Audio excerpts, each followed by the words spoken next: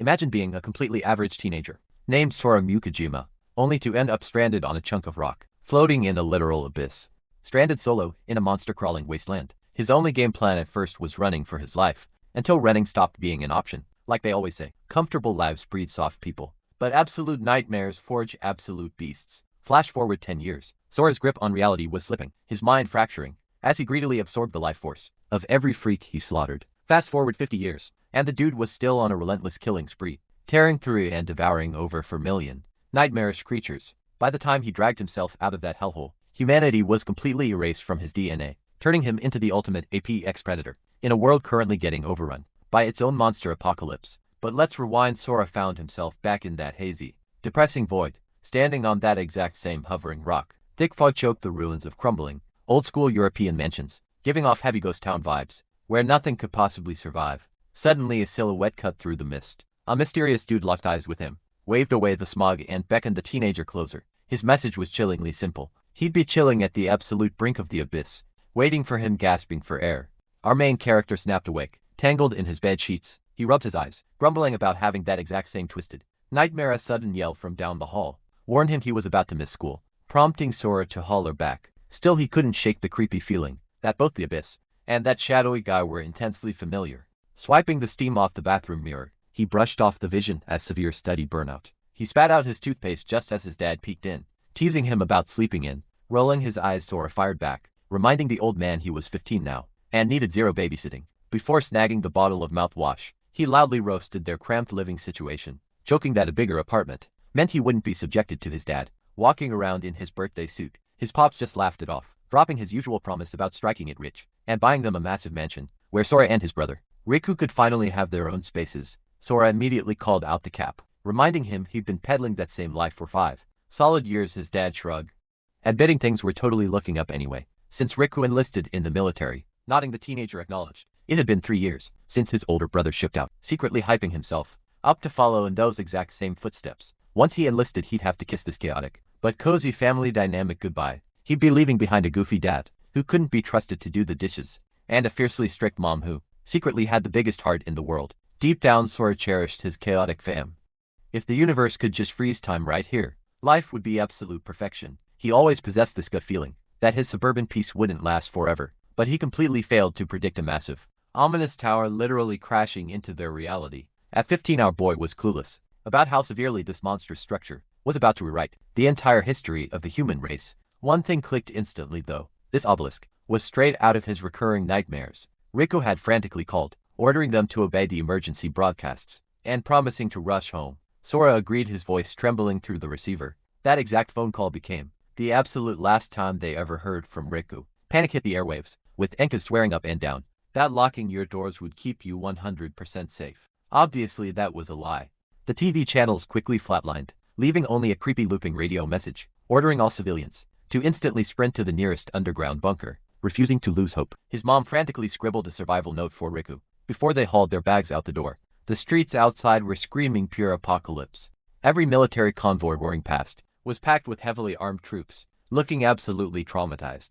Armored trucks rolled by, covered in terrifyingly massive claw gouges, trailing a stomach-churning stench of rotting meat. Right behind them, staring at the carnage, his dad muttered under his breath, begging to know what the hell was destroying the world. When they finally hit the emergency camp, it was practically bursting with terrified survivors. Despite being shoulder to shoulder, the room was dead silent. It literally felt like a massive waiting room for the Grim Reaper. His mom grabbed his sleeve, whispering his name, and Sora quickly shadowed her through the miserable crowd. Of course, even during the end of the world, there's always that one toxic main character, desperate for attention. A massive bully aggressively snatched a little kid's wrist, loudly accusing the toddler of jacking his food. Trembling, the kid pleaded his innocence, pointing out that rations were strictly 1 roll per person, meaning this grown man had definitely just inhaled his own stash. The scumbag responded by ruthlessly punching the kid right in the gut. The entire room just watched in horror, collectively paralyzed and refusing to step in, chuckling like a total psychopath. The dude claimed his stomach was still rumbling, so he was permanently confiscating the snack, basically declaring the argument over. He aggressively snatched the roll, scoffing that they were only stuck here for a couple of days, so the brat wasn't gonna starve to death anyway. Suddenly, Sora's dad clamped a heavy hand on the thug's shoulder, dropping a cold question about why he was acting like trash during a literal apocalypse. The punk instantly sneered, telling the old man to back the hell off. Instead of backing down, his dad cranked up the volume, demanding he return the stolen rations. Seeing red, the delinquent threw a wild haymaker, screaming at him to shut his mouth. Dodging effortlessly, Sora's pops instantly countered with a brutal kick, dropping the punk flat on his spine. He scooped up the crushed bun and gently returned it to the crying kid. When the punk scrambled to his feet, he was met with the most menacing death glare imaginable. Swiping a streak of blood off his chin, the thug furiously spat on the concrete, vowing that he'd make them pay for the humiliation. Sora nervously checked on his dad, but the older man just brushed it off, swearing he'd keep a close watch on the creeping psycho. That terrifying face burned itself permanently into Sora's brain. That absolute piece of trash was Kagawa, the sadist, who was about to make Sora's life a living hell. Another miserable day of getting trashed at school gets completely derailed when an armed guard kicks the door open, barking out an emergency order. He commands everyone to ditch the shelter through the rear exit and scramble into the transport trucks. A guy in a suit immediately demands answers, but the soldier just grimaces, claiming the intel is strictly classified. Not backing down, the suit explodes, screaming about being locked in their houses for 2 straight days, and now they are being herded like cattle, with zero explanation, yelling about where his tax dollars are actually going. A deafening crash silences the room. The soldier goes pale, screaming that they are here, and everyone needs to sprint for their lives. Panic setting in, Sora grabs his parents, urging them to move. His gut is screaming that something horrible is about to drop. Throwing his weight against the entrance, the guard admits his strength is failing, and orders the crowd to board those vehicles, immediately with splinters everywhere as massive, weapon-wielding beasts smash through the barricade, literal orcs staring through the shattered glass. Sora questions if the entire world has lost its mind. He bolts, crying out for anyone to save them. With walking nightmares chasing them, his folks shove him forward, merging into the terrified mob rushing the transports. Seeing the vehicles maxing out, our boy insists his parents board first, physically boosting them into the crowded bed. His dad desperately grips his hand, but the panicked survivors shove Sora back, screaming that there is zero space left for him. Muttering curses, he assures them he will just grab the next ride. But one glance confirms, the neighboring rig is totally packed. Every single truck is bursting at the seams. Sprinting to the absolute last one, he finds it completely empty, and scrambles to pull himself up. AJ reaches down to hoist him up. Sora sighs in relief, thanking him, but AJ just flashes a twisted smirk, and echoes the gratitude right back. The weird vibe instantly throws our main character off. AJ cruelly explains that he is actually the grateful one since Sora is about to die, instead of his own dad calling him utter garbage. AJ sends him plummeting into the stampede, getting crushed underfoot. Sora refuses to accept this hellish end just yet. He pleads for a miracle. Right as a spectral figure materializes in the chaos, the Phantom calls out to the battered teen. Sora instantly recognizes the old guy from his recurring nightmares. The spirit promises to wait for him at the edge of the abyss, and then he jolts awake in a completely foreign landscape. Disoriented, he questions if he was hallucinating, and where on earth he just spawned. A crude weapon suddenly swings into his peripheral vision, violently cracking against his skull. A frenzied goblin is going all out to end him. Stumbling to his feet, his mind spirals. Where are his parents? Why is he totally alone? Did he actually die? And drops straight into the underworld. A brutal strike to the face snaps him back to reality. Spitting blood, he wonders why this ugly freak will not just back off. Desperate to figure out this insane situation, Sora sprints away from the creature. His brain flashes to that massive tower, materializing out of thin air. The two-faced snake who tossed him from the transport, the cryptic phantom, and now this little green menace hunting him. He is absolutely done playing the victim. His eyes glow a vivid purple as he roars for them all to burn, charging headfirst at his attacker. Snuffing out the goblin, he catches his breath, realizing he actually survived. Examining the corpse, he notes how crazy much it resembles a video game mob. Hovering near its chest is some weird black typography, almost like a level marker. Without warning, the ground starts violently trembling. A glowing gem rips itself from the monster's core. Sora watches in disbelief as the stone just floats silently. In midair, it shoots directly at him, plunging straight into his chest. Instantly, every single cut and bruise vanishes like magic. Beyond the insane healing factor, raw power surges through his veins. The realization hits him. He can literally grind levels here by securing kills. Figuring this cramped island might be crawling with more threats, he decides to scout the area before anything else can jump him. Pacing the entire perimeter yields absolutely nothing. No mobs, no hidden trails. Meaning if he actually wants to escape, there is only one crazy path forward. Spotting architecture suspended high above, he steels himself and steps onto a staircase made of floating rocks, surmising he is trapped in some clouded sky zone. The vibe feels incredibly ominous. Any gamer knows the drill. Sky biomes are notorious for housing high-tier enemies. Sure, a digital character would just respawn after a fatal plunge, but he is definitely not willing to test out his extra lives here. Reaching the peak where the path cuts off, he enters a dark cavern, Just as a torch ignites on its own, the flame illuminates a massive drop, leading straight to a mysterious gateway. Gripping his newly acquired axe tight, he cautiously approaches the ledge. Strange glyphs cover the entrance, and though they are completely alien, his brain somehow decodes them instantly. It demands fragments from specific targets. Snagging every single piece is his only ticket out of this abyssal nightmare. The objective clicks into place. He needs to farm those drops to escape. A sudden wave of confidence hits him honestly. That first mob was kind of a pushover anyway. Determined to beat the odds and break free, he shoves the heavy dungeon doors open. Layer 1 spans a massive 900 meters, matching the exact number branded on that first target. Layer 2 scales up twice as large, holding a beast stamped with a 2, and the third zone triples in size, where one of 4 specific monsters rocks the no. 3. The hunt for the fragments is on. These glowing keys were exclusively looted off numbered bosses, serving as the absolute only way to level up. Naturally, a higher digit meant you were facing an absolute nightmare of a monster, but the real headache, actually tracking down these ultra-rare drops. Every single time he cleared a floor, the map doubled in scale, swarming with even more mobs. Though his own stats were skyrocketing to match, Sora absolutely pulverized a beast as he tore through the levels, noticing the enemy types getting wildly unpredictable. Hitting floor 12, he recognized the exact same freakish species that previously raided his shelter, except now they were basically cannon fodder to him. The sheer volume of enemies was causing major sensory overload. By the time he breached layer 21, he was staring down a million targets. Hitting layer 30, men wading through an ocean of 500 million beasts. Tracking down the boss keys felt literally impossible. Half these elite targets were heavily guarded by massive boss squads, while the rest cowered inside deep caverns. Honestly, the most tilting part was just how insanely long it took to clear them out. Yet, he relentlessly slaughtered his way through the horde. He just kept pushing deeper, kicking down the next abyssal gateway. Now standing on layer 42, Sora faced a mind-bending trillion monsters. The entire horde roared, thirsting for his blood. Sora just screamed back, absolutely hyped. He went on an endless rampage, tearing through the swarm without a single break. He genuinely had zero clue what year it was anymore, because time literally didn't exist down here. It was just a brutal loop of surviving and slaughtering.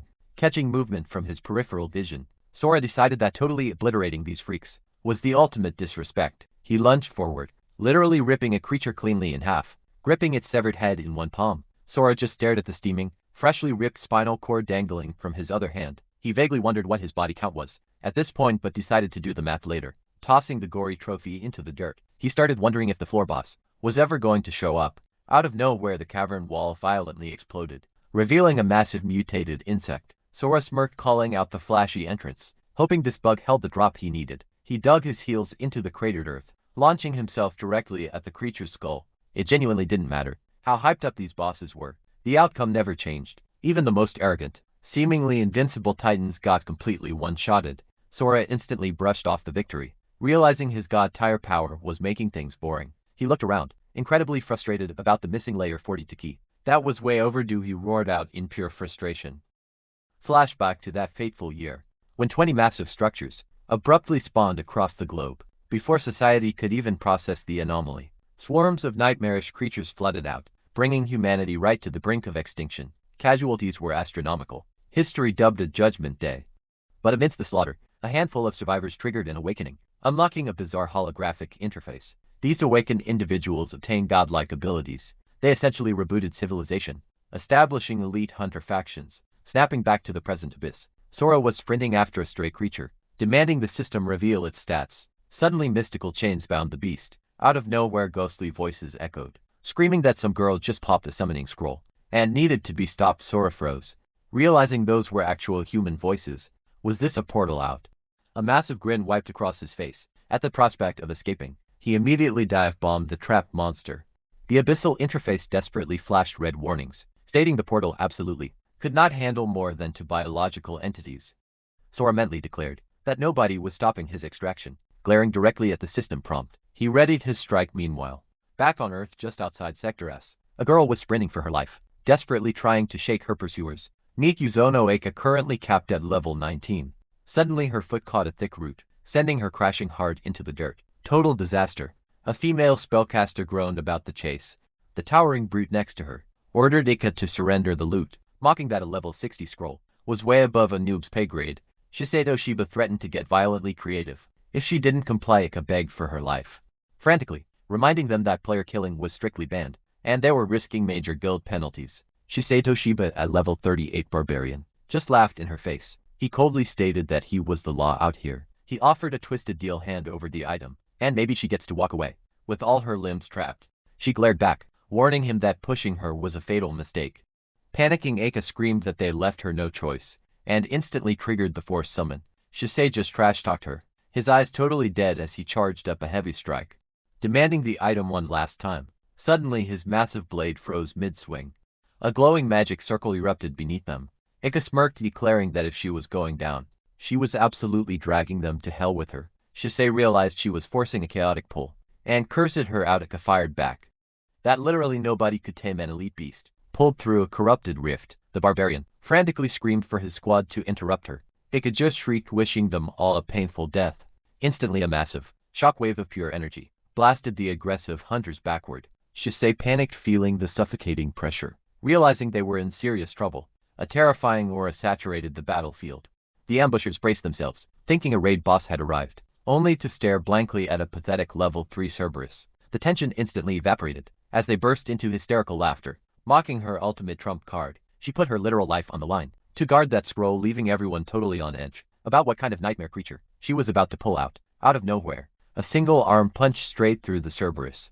Sora ripped the beast to shreds like it was wet paper, leaving the whole squad utterly speechless. Was this dude some high-tier humanoid boss? The girl tried to get his attention, but he was completely zoned out, just muttering to himself that he was finally free. Bro straight up yelled that he made it out of that absolute nightmare. His manic laughter echoed through the area, carrying such an insane dark aura that Shisei felt his blood literally turn to ice. Aiko stood there frozen, trying to process who this absolute menace was. Suddenly the laughter cut off, and his gaze locked onto her, before he closed the distance in the blink of an eye, flashing a wildly unhinged grin. He demanded to know if this was actually Earth. When she nodded, you could see the realization hit him. He was finally on home turf. He casually asked if she was at some cosplay convention, taking that disrespect personally. Shisei rushed him, screaming at the top of his lungs not to mess with the tigers. War Guild the dude threw everything he had, but it didn't even leave a scratch. Sora just shot him a death glare, making Shisei realize he wasn't fighting a man. He was facing an absolute monster. Sora's trauma flared up, hallucinating the guy as a literal orc. He hoisted him up by the throat, aggressively demanding to see his identification number, leaving a gasping Shisei completely clueless. Snapping back to reality, our boy dropped the dude. Shisei hit the dirt, trembling, having actually soiled himself out of pure terror. His crew scrambled to pick their humiliated boss up off the floor. Sora coldly ordered them to scram, while a retreating Shisei yelled some classic villain threats about getting his revenge. Staring at his brutal battle scars, the girl could not wrap her head around his completely broken stats. There was absolutely no way. This guy was just another random mob, pulled from the abyss by her magical scroll, snapping her out of her thoughts. Sora demanded to know exactly how much time had passed since those mysterious towers dropped. When she told him it had been 5 long years, it completely tripped him out. He still could not fathom if he was actually back in reality, or why she looked like an RPG character. She quickly broke down how an awakening system had integrated with humanity. Sora felt a heavy pit in his stomach. Had his home really flipped upside down while he was rotting away in that void? Then she dropped the bombshell. Sidious just got absolutely leveled by the 7th massive monster wave that hit way too close to home. That was his childhood turf. Desperate, he pushed for details on his hometown, only to hear it was nothing but rubble now. She tried to assure him that elite units were deployed to the front line, so the threat should be under control. Ignoring everything else, Sora asked for a single direction. The second she pointed a shaky finger toward the horizon, our guy straight up teleported out of there, leaving her utterly confused. She realized she needed to brief her older sister immediately about this insane wild card entering the board. Cut back Kushisi's pathetic squad, licking their wounds in the streets, totally unaware that a deeply unsettling figure was silently blocking their path. Before they could even ask who the stalker was, the hooded stranger claimed they reeked of his scent. The ultimatum was clear: spill his exact location in 5 seconds, or else panic set in hard.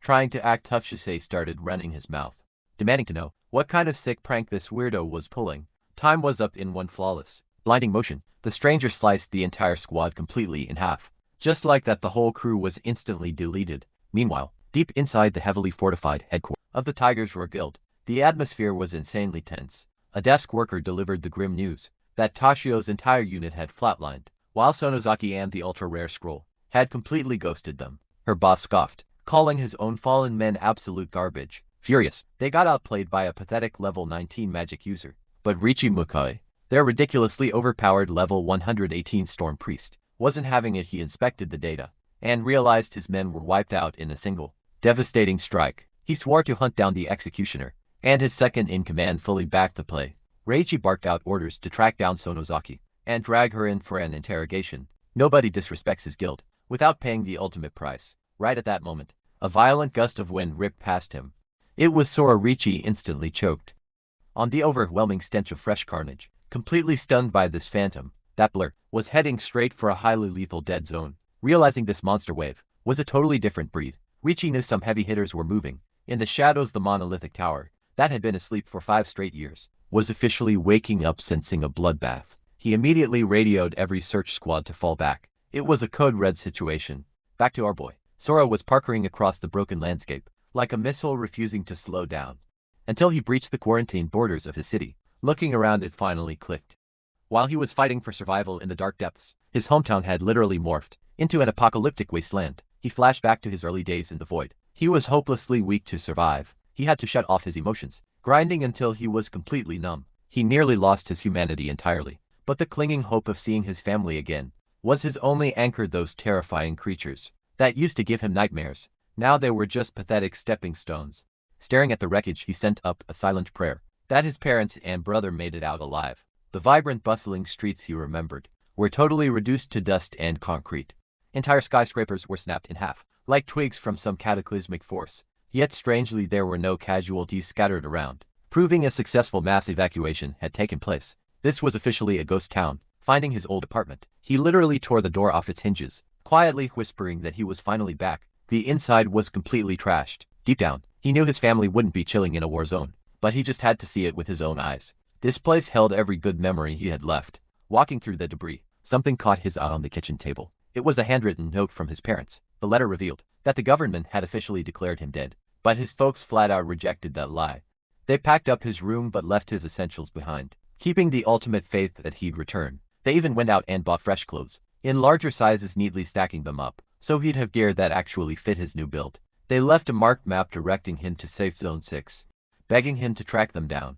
They promised they would never stop waiting for their son. Signed, Mom and Dad. Tears finally broke through his hardened exterior as he gripped the paper. Questioning his own massive power limits, he grabbed a tactical blade, chopped off his ragged hair, and made a silent vow if his stats were high enough to wipe out this entire apocalypse, he was going to take his damn life back. He locked eyes with his new reflection. The hunt was on. Sora locks his sights on Shelter 6.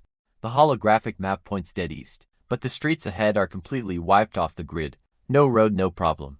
He carves his own savage route, parkering across the shattered rooftops at breakneck speed. A random mutated freak tries to ambush him midair, but Sora obliterates the thing with a casual flick, not even breaking his stride. Miles away, a couple of hammered guards complain about their dead and shift, that is, until a dark blur streaks across the night sky. They rub their eyes, utterly clueless, before a younger rookie runs up with a camera. He actually caught the glitch on video. It was a human. Meanwhile, deep in the neon-lit slums, a terrified girl backs into a grimy alleyway, begging her attackers to back off. She cries out that she was just scavenging for scraps, but these shady hunters just sneer, drooling over fresh meat like hungry wolves. Their leader, AJ, licks his lips like a total creep. He flashes a twisted smirk, promising they are absolute gentlemen who want to show her a good time. Tears stream down her face as she desperately pleads. AJ closes the distance, whispering sick promises about being gentle. He claims it would be a tragic waste to let her go. Suddenly Sora drops into the alley. He sighs, calling them pathetic garbage. Realizing some scumbags never change, AJ snaps his head back, barking at the intruder to scramble. If he wants to keep his teeth, he immediately sicks his goons on the boy. 2 thugs lunge forward, screaming death threats. Sora barely flinches. He casually backhands both of them, instantly snapping their necks with zero effort. A heavy blade swings straight for his head, but Sora catches the attacker's wrist and shatters bone like glass. AJ starts sweating, demanding to know who this monster is. He aggressively flexes his Tiger's Roar Guild badge, threatening absolute war if Sora lays a finger on him. Sora just tilts his head and drops AJ's full name. He asks if the scumbag seriously forgot the kid he murdered. AJ freezes in his tracks, his eyes widen in pure horror as he stammers out Sora's name, refusing to believe the impossible. The overpowered protagonist just stares him down. AJ stumbles back, demanding to know how a corpse is breathing. Sora lets out a dark, chilling chuckle. In a fraction of a second, Sora vanishes and reappears, snatching AJ by the throat. He whispers that he literally crawled back from hell just to return the favor. The bully chokes, his vision fading to black. Sora violently chokeslams him into the concrete, announcing that it is time for a one-way trip to the underworld he vows to utterly destroy. Every ounce of the man's pride. Intoxicating power courses through Sora's veins, while dark voices scream in his mind to finish the job. They tell him he is a god among insects, free to do whatever he pleases. This absolute trash had made his previous life a waking nightmare. The agonizing torture, the endless humiliation, the suffocating despair today. He finally cashes in that brutal karma. But then Sora remembers AJ's sick motive, crushing others purely for a sick thrill. Snapping back to reality, Sora drops him in disgust. AJ gasps for air on the pavement, coughing up a lung. Sora realizes he cannot stoop to a monster's level. Yet the memory of his murder burns bright. Letting this psycho walk away means more innocent people die. Stealing his icy resolve, he locks eyes with Kagawa again. He lays down the ultimate law. Since the assassination attempt failed, AJ gets to live, but walking away scot-tangent free. Not a chance in hell. The terrified thug trembles. Asking what comes next, Sora coldly calculates the debt. 2 brutal years of relentless bullying. That earns him exactly 1 punch, preying on helpless civilians. That is strike to and throwing him off a moving truck, to die in the wasteland that demands a heavy double tap. Survive for hits and their bloody tab is cleared. AJ bursts into pathetic tears, screaming that a single blow would literally splatter his brains across the alley. Sora deadpans, telling him to chill out, and ruthlessly grabs him by the bloodstained collar. He pulls back his fist, promising a light tap. A sickening crunch echoes as Sora follows through, casually calling out the second strike. Crimson paints the concrete floor. Boom. Strike 3 connects with devastating force. Sora coldly orders the broken mess to stand back up, but AJ just sobs uncontrollably, begging for the sweet release of death. The ruthless hero simply plants his heavy boot on his skull, grinding his face into the dirt. The tormentor finally completely blacks out. Sora scans the gruesome wreckage, shattered limbs and completely crushed vision. He considers the score permanently settled. He glares at the trembling lackeys, ordering them to haul this garbage to the and stay out of his zip code forever. Taking off into the night sky, Sora dusts off his hands. Trash is taken out. Now it is time to head back to his real home. In the CD's safe zone, cut to a heavily fortified military camp, where tired grunts complain they would trade their souls for a cushy wall guard assignment just to avoid frontline beasts. A blonde-haired officer smirks, warning them not to wet their pants and tumble off the edge if a boss suddenly spawns. He aggressively orders them to stay frosty. Threat levels can spike at any second. This is First Lieutenant Tanji Kagura, clocking in at level 31. Private Shoki brushes it off, arrogant about their impenetrable haven. He proudly claims monsters would never dare breach their perimeter. Cue the absolute irony out of nowhere. The massive barricades violently shatter. A towering level 45 Kraken spawn crashed the party. The panicked squad immediately empties their assault rifles into the beast, but the bullets just piss it off. Pure terror sets in. A rookie screams that their standard issue guns are doing 0 damage against a creature ranked that insanely high. The armored titan rears back for a devastating strike. Tanji shrieks for everyone to scatter, but the monstrous Kraken violently crushes the ground beneath them. It literally snaps screaming soldiers in half, like dry twigs. A blood-soaked survivor cries out for his fallen buddy, Shun cursing the freakish octopus to burn in hell. Blinded by grief, he vows to butcher the thing himself. Absolute chaos erupts across the bloody battlefield. Suddenly, a mysterious guy steps into the carnage, holding a strange box. The desperate platoon unleashes a storm of lead, but then the gunfire abruptly trails off. The monstrous Kraken has completely frozen, its terrifying gaze locked dead on the sky above. The entire squad freezes in sheer disbelief. Tanji squints, wondering if the beast actually just spooked itself, right as the colossal freak tightly retracts its slimy appendages into a defensive sphere, staring dead into the clouds. The creature leaves itself wide open, prompting a nearby grunt to yell that whatever terrified the beast just handed them the ultimate opening. Chucking a payload of heavy explosives, he screams at the freak to burn, instantly triggering a blinding inferno that swallows the squid whole. While the platoon prays they actually vaporized it, but as the smoke clears, the monstrosity sits perfectly coiled, totally unfazed and glaring back without a single dent, causing the trooper to lose his mind, screaming that this makes 0 sense. The jagged pincer snaps straight for the guy's throat, but out of nowhere Sora drops from the sky and violently crushes the beast's skull directly into the pavement, leaving the entire squad absolutely, totally stunned. Seeing it all together, Tanji realizes the creature was actually trembling because of the absolute unit standing on its corpse. A dude who just one-tapped a boss that literally tanked. A literal carpet bomb. Raw destructive energy on an S-rank scale like that is practically mythical,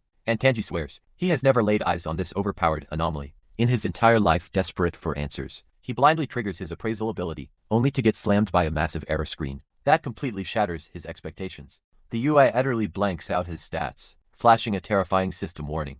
demanding he show respect to a superior being. Right before his consciousness violently snaps, and he collapses, panic erupts. As the troops scramble to check on their knocked out lieutenant, but Sora just casually glances over his shoulder, calmly mentioning he needs a quick favor. The overpowered stranger casually asks for the exact distance to safe zone number 6, prompting a shaky grunt to reply that it sits exactly 50 kilometers straight up north. The catch: anyone heading that way has to navigate straight through the notorious Sector X, instantly sparking our hero's curiosity about this mysterious designated zone. The jittery survivor explains, it functions as a massive quarantine bubble, purposely drawing the horde's aggro into one spot to prevent total city-wide annihilation. The crew casually mentions the place is overflowing with premium loot drops, making Sora internally geek out over the fact that slicing up real-world beasts actually yields RPG-style rewards. Pressing for stats, he asks where the squid ranked on the danger scale, and the trooper nervously admits that hitting level 45 makes a beast an absolute nightmare. Shocked at him easily mid-tire mob caused this much panic, Sora casually questions the horde's high-level count, getting a sketchy estimate of roughly 100 elites roaming the battlefield. The grunt mutters that if anything stronger showed up, the human race would already be completely wiped off the map, prompting a chill nod of appreciation from our protagonist, left utterly jaw-dropped by his insane aura. The soldier frantically screams out, nervously admitting that what he is about to ask borders on absolute insanity. He practically begs the living weapon to dive directly into Sector X, swearing that a god-tier hunter like him could single-handedly prevent a massive bloodbath. Shrugging off the heavy stakes, Sora simply points out that slicing through that infected zone is the quickest route to safe Zone 6. Catching a desperate nod of confirmation, locking in his decision, our main guy gives a thumbs up, and when the baffled troop asks if he is seriously committing to the suicide mission, Sora drops the coldest one-liner. He casually promises to utterly dismantle whatever pathetic creature is unlucky enough to breathe in his general direction. Cutting back to the heavily fortified frontline base, an exhausted commander lets out a heavy breath, just as a medic notices Tanji jolting violently awake, immediately demanding his total blackout time. The medic assures him he was only out cold for 10 solid minutes, entirely saved by a clutch instant heal potion, looted straight off a fresh carcass. Ignoring his own vitals, Tanji frantically demands the exact location of the godlike dude who bailed them out, totally freezing up when the private points straight towards the northern border, grabbing the kid's collar. The lieutenant demands a stutter-free replay, listening in sheer horror as the grunt explains the anomaly. Marched off toward bunker number 6, eyes practically bulging out of his skull. Tanji asks if the guy stepped straight into Sector X, getting a grim confirmation that the absolute madman strolled into the death trap without flinching, barking like a mad dog. Tangy screams for a direct hotline to HQ, instantly leaving the rookie stammering, while the lieutenant violently calculates he has a brutally tight 10-minute window. Sweating bullet, he prays he can intercept the literal ticking clock. Heavily breathing as the comms officer confirms he blasted in absolute priority SOS straight up the chain. The confused subordinate begs for context on dragging the highest brass into this, forcing Tanji to spit out that today's playbook is radically different from any standard raid. Spilling highly classified military secrets, he reveals the grunt squads were purposely kept strictly in the dark, especially regarding the true, terrifying nature of Sector X. That sector wasn't meant to trap the horde. It was heavily rigged as an absolute glassing zone for heavy bombers. Precisely. As the chaotic call finally connects to the mega base, an elite desk jockey flags a red alert. Ping from grid B22, catching the attention of Renji Kumagaya, a ridiculously toxic level 58 pyromancer, who casually orders the line opened, smashing her holographic keys. The assistant patches it through, letting Tanji violently rattle off his clearance code BW3422 before gasping out his critical update. He heavily stresses that an unidentified god-tier rogue just wandered blindly into the active airstrike grid, causing Rengi to roll his eyes and scoff at why he should even care. The arrogant superior asks if the lieutenant seriously crashed the comms just to confess a rookie screw-up, forcing Tanji to gulp down his raging anxiety and shoot back a hard negative, pleading for a massive loudspeaker alert to warn the rogue. Tanji heavily insists that letting a literal powerhouse evaporate in friendly fire is a totally unforgivable waste of an asset. Annoyed by the hype, the fire mage demands hard data on this so-called powerhouse's combat level, causing Tanji to choke up and admit he has absolutely zero clue. Pinching the bridge of his nose, the arrogant boss slowly mocks the situation, summarizing that some completely unranked, random, shattered protocol to play hero in a literal blast radius for this nobody. They are begging to pause a multi-million-dollar strike. While his female co-commander coldly notes, the idiot will likely be a pile of ash. Before the mic even turns on, Renji bursts into nasty laughter, roasting Tanji for being completely brain dead, but insanely hilarious, insulting the frontline scrubs for needing constant babysitting. Instead of manning up, flexing his heavy authority, he threatens that while he rarely micromanages, flagging a delay to the mega bosses over some stray dog will severely sabotage his own spotless record. He absolutely refuses to take the fall for this clown. Show while the wildly overpowered level 73 powerhouse, leaning next to him Mitsuno Kaki, silently judges the whole vibe. Internally rolling her eyes, she questions how this toxic loser can openly sabotage his own men, while they face a brutal bloodbath, completely writing him off as a massive, narcissistic joke. Yet through the heavy static, she finds herself genuinely fascinated that the meticulously trained Kagura is throwing his entire career away just to bail out a total nameless phantom. Was he really worth scrapping the entire mission? That question burned in her mind as she thought about his insane power. Sweat drips down Tanji's face as he waits for the radio to crackle to life. May silently weighs their options for a beat. She signals Lieutenant Kagura, assuming he isn't trying to sabotage them or derail their strategy, but he better have a bulletproof excuse ready to go. Otherwise, she drag him straight to a court-martial herself. Tanji flinches, stammering out a panicked repeat of her threat. May shoots a look at Major Kumogaya, asking if that satisfies him. He just scoffs with pure disgust, demanding a damn good explanation. Tanji drops the bombshell. This mystery guy obliterated a level 45 baby Kraken with zero effort, just one hit. May absolutely freezes, her jaw hits the floor. That kind of raw damage easily eclipses a rank hunter. Could the military be hiding a rogue S rank? Renji shoots that theory down immediately. Every single S rank is currently deployed, plus command hasn't picked up any friendly signals in Sector B22. Frustrated, he demands to know why they don't just check his stats. A simple inspect skill should have revealed everything. Right? Tanji hesitates. Stumbling over his words, he admits he tried, but the second he activated the skill, a massive wave of data fried his brain, knocking him out cold. That massive data overload proves the guy is rocking a level of at least 100. The entire room goes dead silent. Renji eventually clears his throat, admitting that kind of power is insane, but it still doesn't justify pulling the plug on a massive tactical strike. Nobuo Yuasa, an elite level 33 mage, backs him up. They can't just ditch their sworn duty over a wild card they know absolutely nothing about. Thousands of troops from multiple divisions are already locked in position. They have enough firepower to completely secure the blast radius and the surrounding buffer zone. The strategy was foolproof. Drop the payloads, then let the garrison troops mop up whatever surviving beasts tried to escape. But if they trigger an emergency broadcast, that siren would act like a dinner bell, pulling every monster straight toward the sound. The defensive lines would break instantly, leading to an absolute massacre of thousands of soldiers, trading tens of thousands of lives to save one dude. Hell no, even if he is a god tier S rank. Command refuses to gamble with those odds. Renji mutters an apology. Tanji stands there, utterly crushed. May stays quiet for a moment, before finally dropping the hammer. Request denied. They refuse to throw away a massive, coordinated strike just to bail out a single hunter.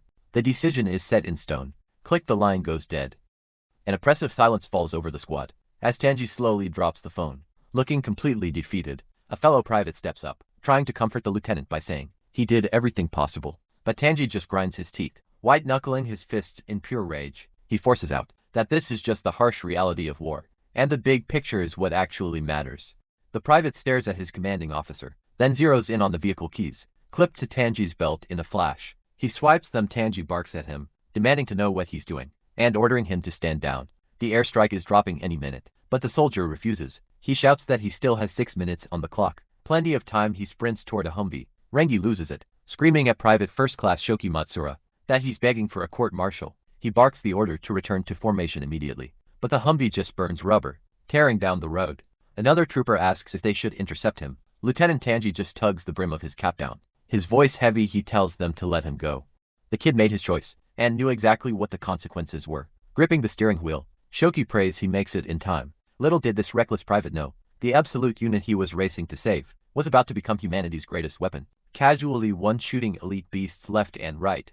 Inside the cab, Shoki curses under his breath, realizing he lost the trail. Where the heck did this guy vanish to? He took the most direct path, and the clock was mercilessly ticking down to 4 minutes. The math doesn't add up. If Shoki can't spot him, the dude has to be moving way faster than the Humvee. Area X is looming right ahead. If he blasts the PA system, he might grab the hunter's attention, but he'll definitely agitate the horde. With the timer flashing under 2 minutes, Shoki clicks the megaphone on. To hell with stealth, he lets out a heavy breath into the mic, flooding the zone with deafening static. He mentally accepts that his career is officially ruined. Taking one last massive gulp of air, he stares at the dashboard and screams his lungs out. He yells that he's the rookie from earlier, begging the guy to retreat, because the sky is about to rain literal fire. His desperate warning echoes across the ruins, and Sora catches every single word. Wait, an airstrike. Suddenly, everything clicks into place. Number wonder, this place is a ghost town for hunters. Sora knows he can slice through these monsters like butter, but surviving ground zero of a carpet bombing, that's a whole different ball game. Playing it safe is the only move here. That crazy private literally put his neck on the line, driving straight into the danger zone, just to give him a heads up. Sora refuses to let that kind of loyalty get rewarded with death. Meanwhile, Shoki sweats bullets, praying his message landed in the final minute. Every single mutant in the vicinity snaps its neck toward the Humvee. The ground shakes as the horde charges. Shoki realizes he just made himself public enemy number one. Panic sets in. He cranks the steering wheel, screaming that he needs to bail right now. The engine roars as he floors it, watching the final seconds melt away, shrieking that he's completely trapped. Suddenly a massive beast slumps over, dead on arrival out of nowhere. Sora casually taps on the Humvee's window. Shoki nearly cries, shouting a massive thank God that he's still breathing. Sora just raises an eyebrow, asking for the details on this supposed airstrike. But Shoki's eyes widen in sheer terror. The countdown hits 1. He screams. That time is completely up, high above the clouds. The bombers snap open their bay doors, dropping the devastating payloads. The whole city is straight up crumbling to dust. Massive boulders hurtle toward their ride, but Sora doesn't even blink. He flicks his wrist, ripping a giant slab of earth right out of the pavement. That makeshift shield rockets upward, smashing the incoming debris to pieces. Cut to command center, and aid patches through to the Major General, confirming the airstrike just wiped the grid. Renji isn't celebrating yet. He barks out orders. He wants a total body count on those beasts, and a real-time tracker on any stragglers. Thermal scans are totally dead, sir. The aide reports. A grunt nearby looks confused, wondering aloud where the hell the horde vanished to. Her voice drops as she breaks the news. They didn't run. They are sitting dead center in the blast radius, and the ones in the eye of the storm, completely untouched. Impossible.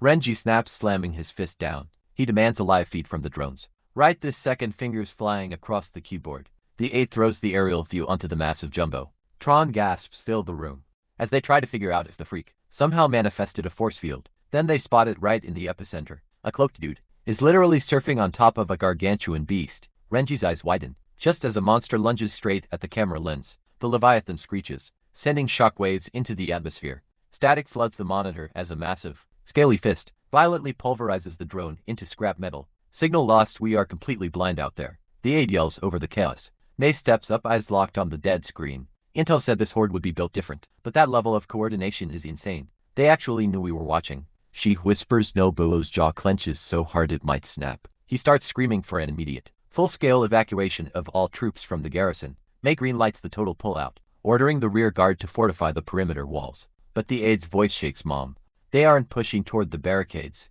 Dead silence hits the war room. May shoots her a fierce look, demanding their actual trajectory. They're making a beeline straight for Sector B-22.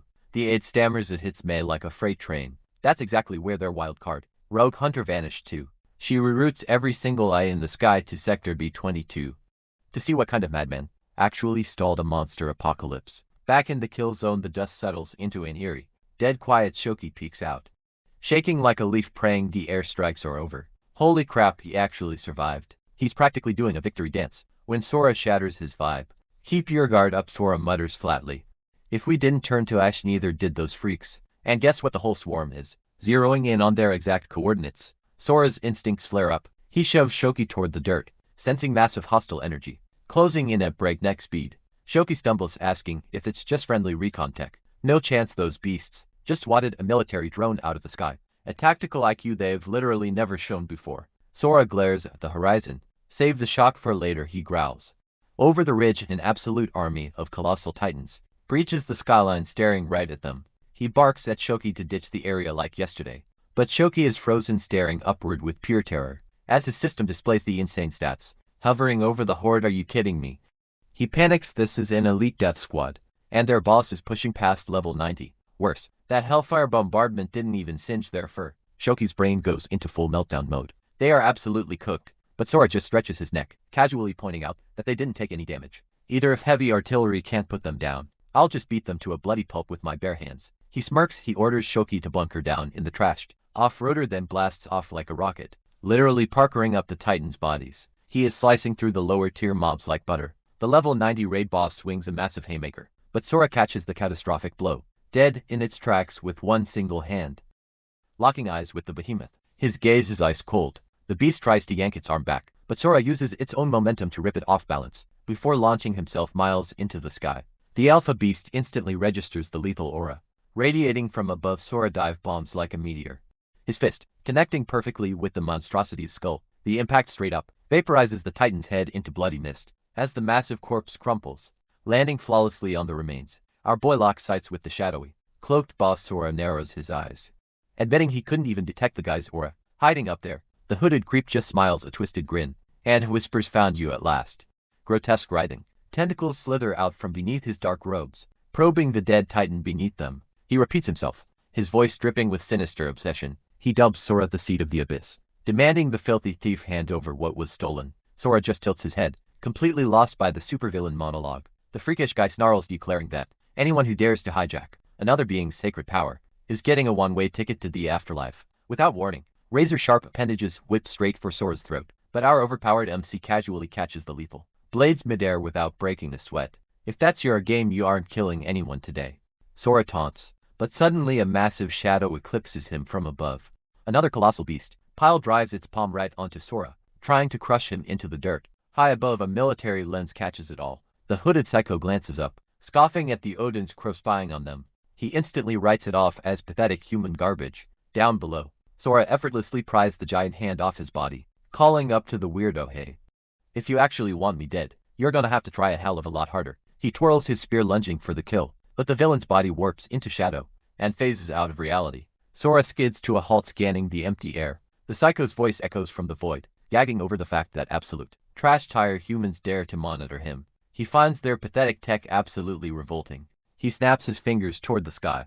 Instantly, a Titan leaps up and drop-kicks the surveillance tech into oblivion. The villain then broadcasts a chilling command to his horde: eradicate every single eye in the sky miles away. In a fortified bunker, a tech jockey curses as his monitor fuzzes to static. Still, he lets out a breath, figuring he at least got enough intel to close out the objective. He realizes the entire monster migration was thrown off course because of one absolute mad lad, a solo hunter, squaring off against an apocalyptic wave by himself. He scrambles to radio command about this anomaly, but a deafening crash rocks the steel barricade behind him. The grunt dives for cover, screaming that his position is compromised, right before his mic cuts out in an agonizing shriek. The cloaked psycho cackles like a maniac, unleashing his monstrous pets to slaughter anyone breathing.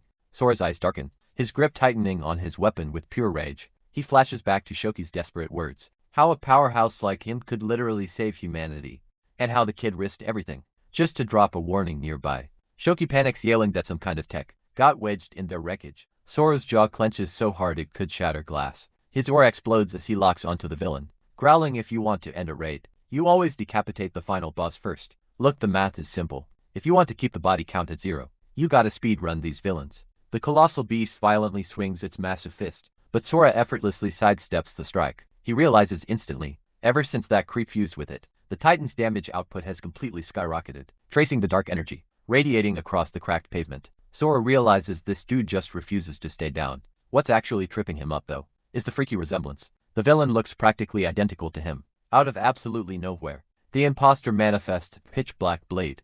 The sheer magical pressure radiating off the weapon instantly puts Sora on edge. That shadowy broadsword screamed bad news. Smirking, the villain declares it's his literal destiny to wipe out the Seed of the Abyss. He swings, but Sora flawlessly evades the lethal arc, immediately countering with a bone-rattling punch straight to the guy's forearm. In a flash, Sora completely disarms him, snatching the dark blade right out of his grip and immediately charging back in. The bad guy shoots him an absolutely venomous glare, but Sora's heavy swing just violently cleaves the concrete. Staring at the crater, he wonders if his strike got completely negated, and why this terrifying aura felt so weirdly nostalgic. It was basically a carbon copy of the Abyss's own energy warping back onto the giant creature's shoulder. The enemy scoffs, mocking Sora for relying on stolen loot. With a simple flick of his wrist, the dude completely blips out of existence. Sora's mind races, realizing this abyssal magic has way more broken mechanics than he originally thought. Realizing this boss fight is gonna be a marathon, his top priority becomes evacuating the injured soldier. He casually asks Shoki if he's terrified of heights, to which the guy shakes his head. Suddenly, the wrecked military vehicle violently jolts upward, leaving Shoki completely stunned. Sora smirks, announcing their impromptu flight plan, while the villain instantly calls him a total clown. The imposter barks at him to stop disrespecting the absolute might of the abyss, condensing pure darkness into a massive floating orb. He delivers his villain monologue. Top tiers don't exist to babysit the weak. He sneers, they exist strictly to level up. He sentences Sora to bleed out right alongside this pathetic mortal. The projectile's velocity is completely insane. Sora knows running is pointless. It would hunt them down in seconds. so he decides to just shatter the thing head-on, launching himself directly at the death ball. Sora pulls back his arm and delivers a devastating right hook. As the blast clears, he desperately hopes he actually shattered it, but his knuckles hit absolutely nothing. It was just a phantom decoy. The terrifying reality sets in the exact second. A blood-curdling scream echoes from right behind him. The true, dark payload brutally rear-ends the floating car. Sora screams at Shoki to bail out instantly, but the terrified soldier begs him to stay back. A sinister, disembodied voice whispers to the pathetic lamb, telling him not to panic. Sora snaps his gaze downward, just as a barrage of shadowy spikes brutally impales the chassis. The creeping darkness promises to drag the soldier straight to the afterlife. Slamming his boot onto one of the lethal spikes, Sora calls out the absolute BS. Meanwhile, the imposter touches down right on the hood, taunting Sora to chill out. The villain watches as our hero physically rips the shadow tendrils apart. With his bare hands, the creeping entity mocks them, pointing out the soldier isn't quite a goner. Yet the freaky dark magic instantly shifts aggro to Sora, actively trying to puppet Shoki's half-dead body. The villain coldly remarks that, helplessly watching your precious allies get completely slaughtered right in front of you is the tragic, beautiful fate of the abyssal seed. Sora doesn't even flinch, just hitting him with the most absolute death stare imaginable. His voice drops perfectly flat as he asks if this psycho gets a kick out of actively stomping on innocent people's dignity.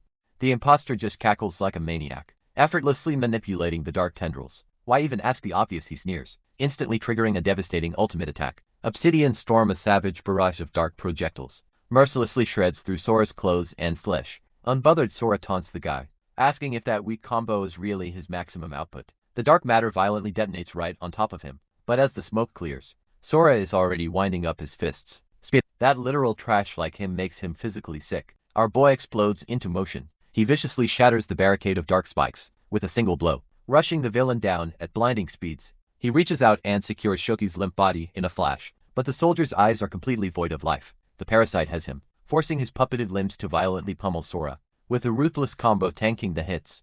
Sora's only thought is absolute guilt for dragging this random guy into his chaotic mess. Seizing the opening, the imposter teleports directly behind our hero. Spinning on a dime, Sora launches a fully charged counter-attack. The villain just smirks, branding it completely useless, and calling Sora a literal noob. He roasts Sora for having zero clue how to actually wield abyssal magic, claiming a victory is mathematically impossible. That arrogant monologue gets violently cut short by a fist connecting straight with his jaw. The impact sends the villain flying across the battlefield, violently skidding across the concrete like a rag doll. Sora calmly brushes himself off, telling the guy he never even stood a chance. Before he can follow up, the colossal beast stomps forward to act as a meat shield, coughing up blood. The imposter is completely shell-shocked. He cannot comprehend how Sora actually managed to bypass his defenses. Newsflash, people actually level up. Sora mocks, instantly re-engaging the dash. Panicking, the villain mutters, "That thing's just got incredibly dicey," and desperately scrambles back onto his titan's shoulder. He realizes with sheer horror that Sora legitimately copied his abyssal magic just by analyzing his attack patterns. Suddenly losing visual, the imposter frantically scans the battlefield. He didn't look up. Sora materializes right in his blind spot, fist practically glowing with killing intent. The villain aggressively backflips away, forced to admit this kid is a total monster. Sora taunts that dodging is cute, but surviving this next move not happening with a devastating shockwave. He absolutely obliterates the summoned beast. The giant titan gets violently bisected right down the middle, but watching the severed, fleshy halves magnetically snap back together, Sora realizes this dude is spamming that annoying regeneration hack. Time for a tactical swap. He locks onto the creature's true nucleus, plunging his hands into a dense orb of dark matter. He violently rips it upward, commanding the core to just completely implode. The massive beast lets out a terrified shriek, refusing to accept getting one-shotted. Right on cue, the dawn breaks, and scorching morning sunlight heavily bathes the ruins, violently evaporating the remaining abyssal corruption. Stripped of their dark aura, the giant abominations crumble into absolute dust. Sora locks eyes with the imposter, coldly promising he's literally next on the chopping block. Sweating, the villain hastily charges up a desperate Mona bomb, swearing brutal revenge. The coward pops his ultimate escape tool. He activates his shadow unit, instantly swarming the zone with a massive horde of bloodthirsty mobs. To cover his tracks, all that chaotic crimson energy aggressively funnels directly back into the imposter's core. Caught in the sudden blast radius, Sora is forced to cross his arms and completely brace for impact. The shockwave violently shreds what's left of his fit.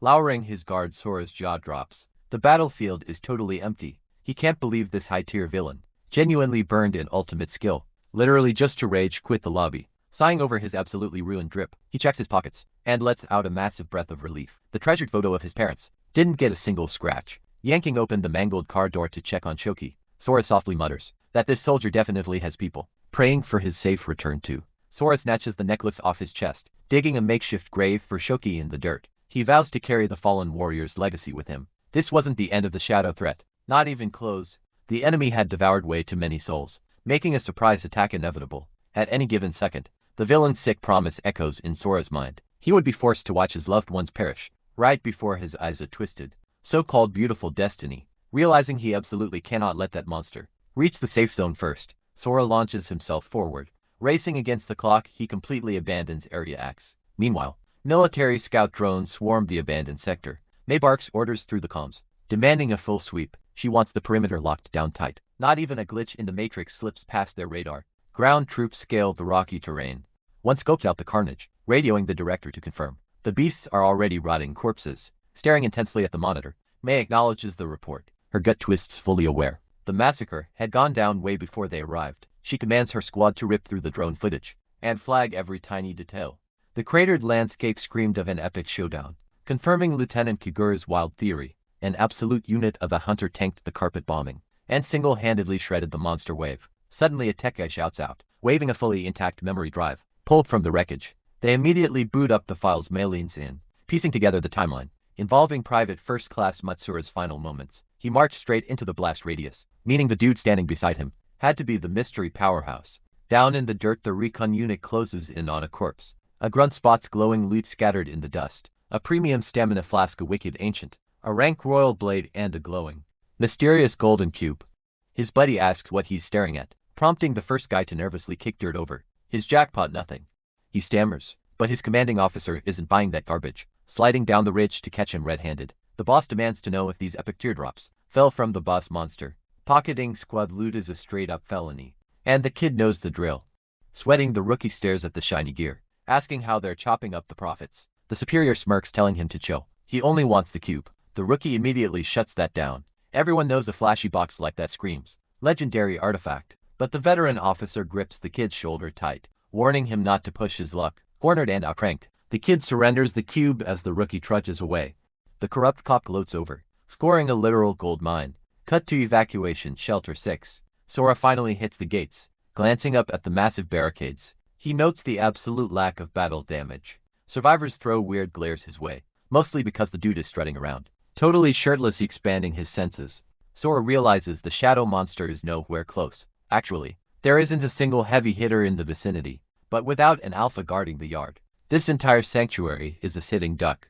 Suddenly a monk steps dead in his tracks. Sora squints, wondering if the old man is visually impaired. The monk points out Sora's insanely heavy aura, pegging him as a wanderer from the wasteland. Sora gives him a cool nod. Chuckling, the monk admits he's just relieved Sora isn't here to start a bloodbath, offering cash in exchange for some solid intel about the chaos brewing beyond the walls. Getting the scoop on the real world would be a massive jackpot for him. Glancing at the cash, Sora figures that's how the local economy works. He shrugs, promising to spill whatever tea he knows, and the monk nods along, but Sora cuts the small talk, needing to address the elephant in the room. A holy man tossing around terms like Your Excellency is clearly capping. The monk cracks a smile, admitting his cover is blown, and the robes are just for the aesthetic. Sora fires back, asking if blindfolding himself is just a fashion choice. Groaning internally at this pesky kid, the man claims he caught a nasty eye infection. Yeah, right.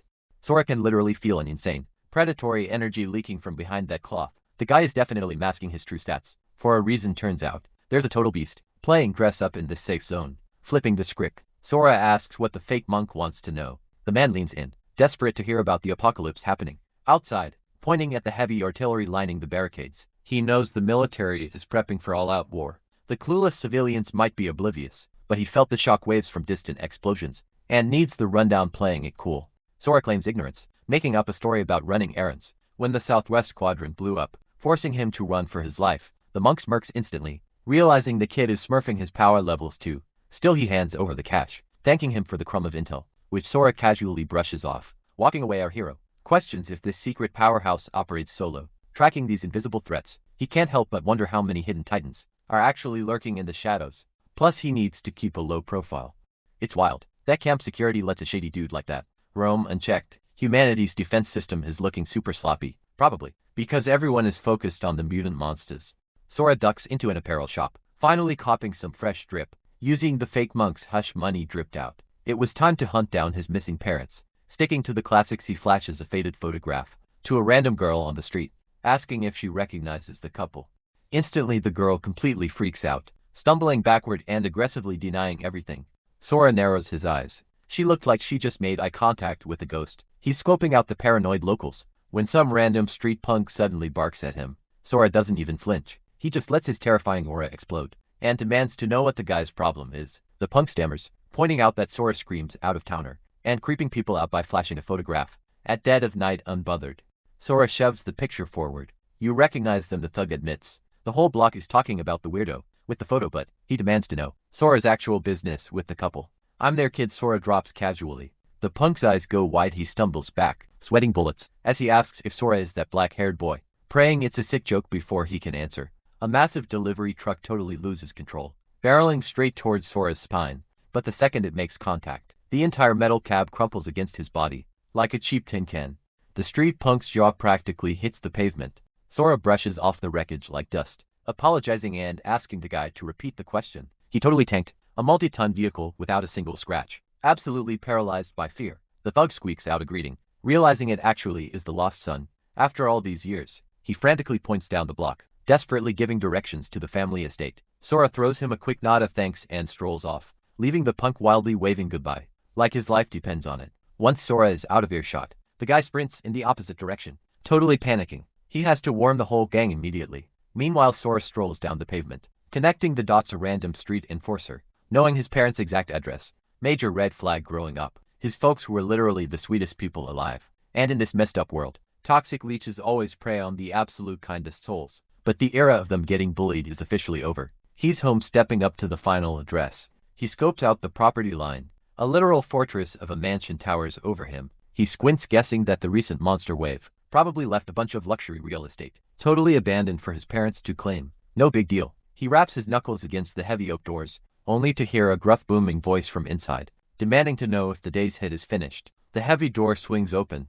Sora freezes in his tracks. Standing right there is his once gentle dad, but now the guy is absolutely dripping in hardcore Yakuza mob boss energy. And the craziest part, the old man doesn't even recognize his own flesh and blood. Sora drops his name, desperately trying to jog his dad's memory. The Mafia Don looks utterly baffled. The heavy tension follows them as they slide into seats at the dining table. Suddenly his mom breezes into the room, pouring tea and apologizing for making them wait. She shoots her husband a hopeful look, but the boss shakes his head, utterly refusing to buy this wild story. The absolute unit sitting across from him looks literally nothing like their scrawny lost boy. He crosses his arms, declaring it's time for the ultimate test. Sora raises an eyebrow, completely lost. A secret exchange, his dad growls low. He glances nervously at his wife, making it crystal clear that these dark truths are strictly off limits for her ears. He turns back to Sora with a death glare, warning the kid that one wrong answer means he's leaving this mansion in a body bag. One slip up and the shadow assassin strikes. Right on cue, a chilling voice echoes from the rafters, confirming the kill order. Sora smirks internally. His dad actually bagged himself a personal ninja. Paranoid, sure, but top-tier security means Sora doesn't have to play bodyguard 24/7. His dad demands his compliance. Sora just feels bad for the ceiling ninja, because bro is about to hear some highly classified cringe. Without missing a beat, Sora drops the bomb every single weekend. His macho dad attended basic cooking classes, specifically with the local suburban housewives club. The mob boss practically chokes on his spit. Up in the rafters, the hardcore assassin's brain totally short circuits, mentally picturing his terrifying boss baking cupcakes. Before they can recover, Sora hits them with a combo and the weekly undercover ballet lessons. The ninja immediately visualizes a tutu on the crime lord, sweating profusely. The dad shoots a panicked glare at his hidden guard. The assassin gulps suddenly. The vibe in the dining room shifts from wholesome to absolute killer intent. Clinging to his pride, the old man claims any dedicated stalker could have dug up that intel. Sora just leans back, grinning. Alright then, how about some core family lore? The mafia boss narrows his eyes, daring the kid to try. Sora locks eyes with him, flat out stating that his dad is going to deeply regret this. Next reveal. Trembling slightly but refusing to back down, his father gives the green light. The protagonist doesn't hold back, exposing the ultimate truth. The legendary family katana is a straight-up cheap plastic replica. Up in the shadows, the assassin's worldview shatters. The dad furiously slams the table, screaming nonsense, demanding hard evidence for such absolute disrespect. Cool as ice, Sora points out the tiny teeth marks, totally mangling the sword's hilt. The ninja is having an existential crisis. He was explicitly told the boss made those marks, biting the blade while slaughtering 38 armed rivals. With his hands tied without warning, Sora smoothly slides the blade from its scabbard. The loyal assassin instantly switches to combat mode, entirely convinced this whole story time was a massive setup to slice the Don's throat. But instead of swinging, Sora just jams the razor-sharp tip directly into his own palm. Look, it literally collapses like a movie prop. He deadpans. The tough mob boss instantly shatters, sobbing as he tackles Sora into a massive bear hug, crying about how he thought his baby boy was gone forever. The prodigal son has finally returned. Between tearful hiccups, the old man vents about the absolute hell they survived, pouring all their cash into shady info brokers, just to find him. And somehow, during the chaotic search, the gentle dad accidentally became the city's most lethal underworld boss.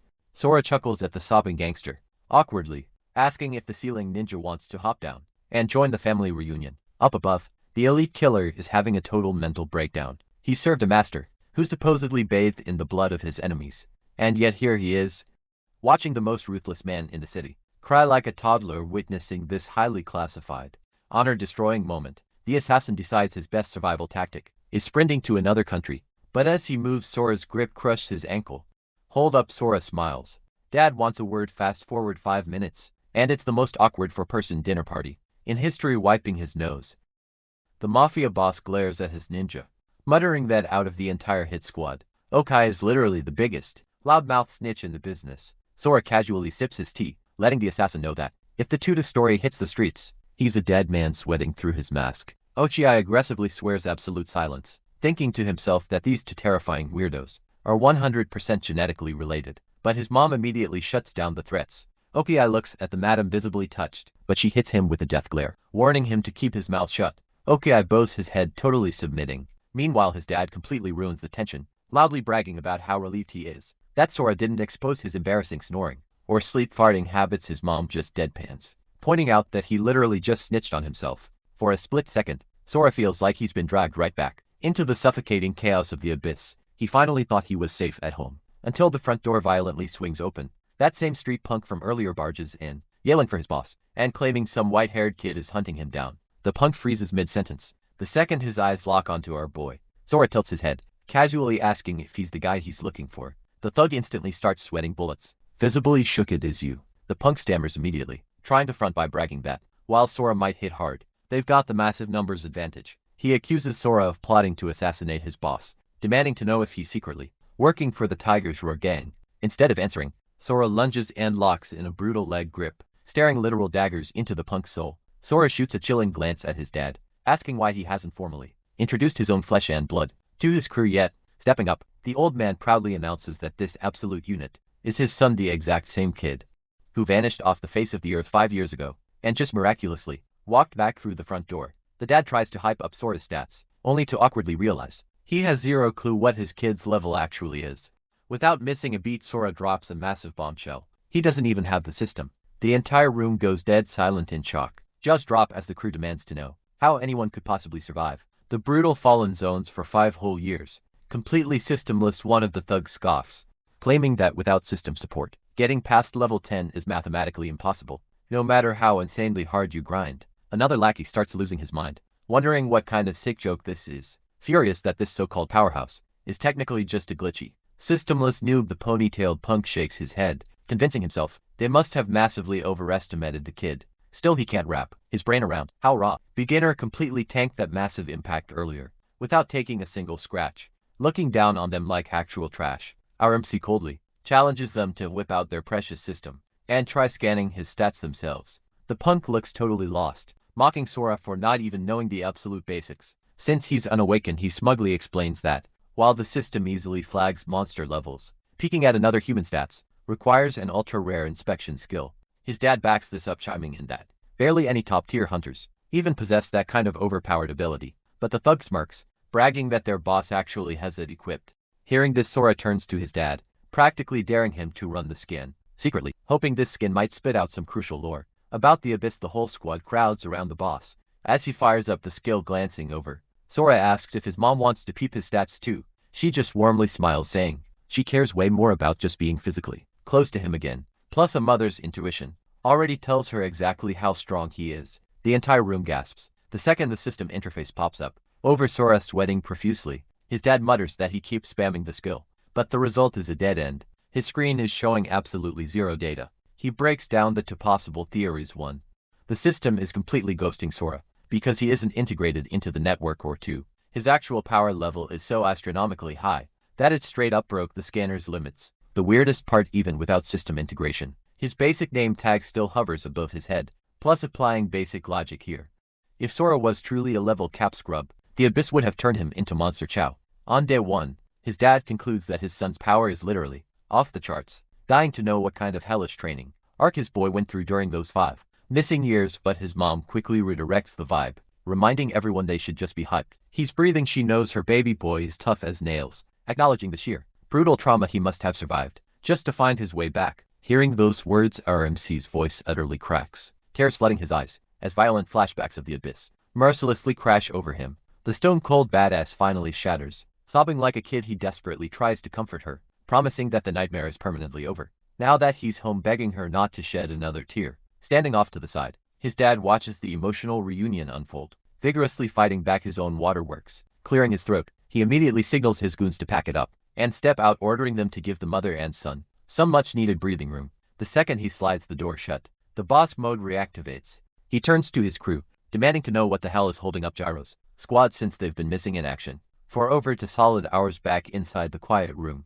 Sora immediately interrogates his mom about his brother, practically begging her not to drop any tragic news about him. She quickly calms his panic, confirming his bro is perfectly fine. He just rarely ever stops by the house anymore, because he's totally locked into his military duties. Now that Sora has essentially respawned, she offers to patch him through, immediately revealing that his brother has been violently grinding on the front lines this entire time, treating every battle like a revenge mission for Sora's disappearance. Sora admits it's been an eternity since they last hung out, but right now he pivots the conversation, deeply curious about whether his mom is secretly pulling the strings around this base. She humbly admits she definitely holds rank, but clarifies that the crew treats her like royalty, simply because she's an elite cleric, a hard carry support player dropping massive heals, insane buffs, and actual real-time prophecies. Catching on to that last detail, Sora instantly asks if she can use her clairvoyance to figure out exactly what the hell is going on with his glitchy body, but she shakes her head, explaining her magic doesn't work like an X-ray for stats. While clerics can catch glimpses of the future, she didn't even need a vision to know her boy was destined to survive and make it back suddenly. Heavy footsteps echo through the compound. A guard forcefully yanks the door open, barking at whoever is standing in the shadows. The guard immediately backs down, coming face to face with the Syndicate's heavily anticipated second in command. The boss steps up, formally greeting Jiro Uwashima, the ruthless vice president of the United Guilds. But the pleasantries die fast. When the boss spots Jiro's incredibly sour expression, he instantly demands a situation report, asking if the mission went sideways. After he specifically assigned lookouts to monitor the perimeter, Jiro spits venom, confirming their worst paranoid theories. The Tiger's Roar gang is 100% in bed with the military. His crew successfully hauled the monster loot over, but per usual some annoying bureaucratic suit with a clipboard started aggressively grilling them, throwing up massive red tape.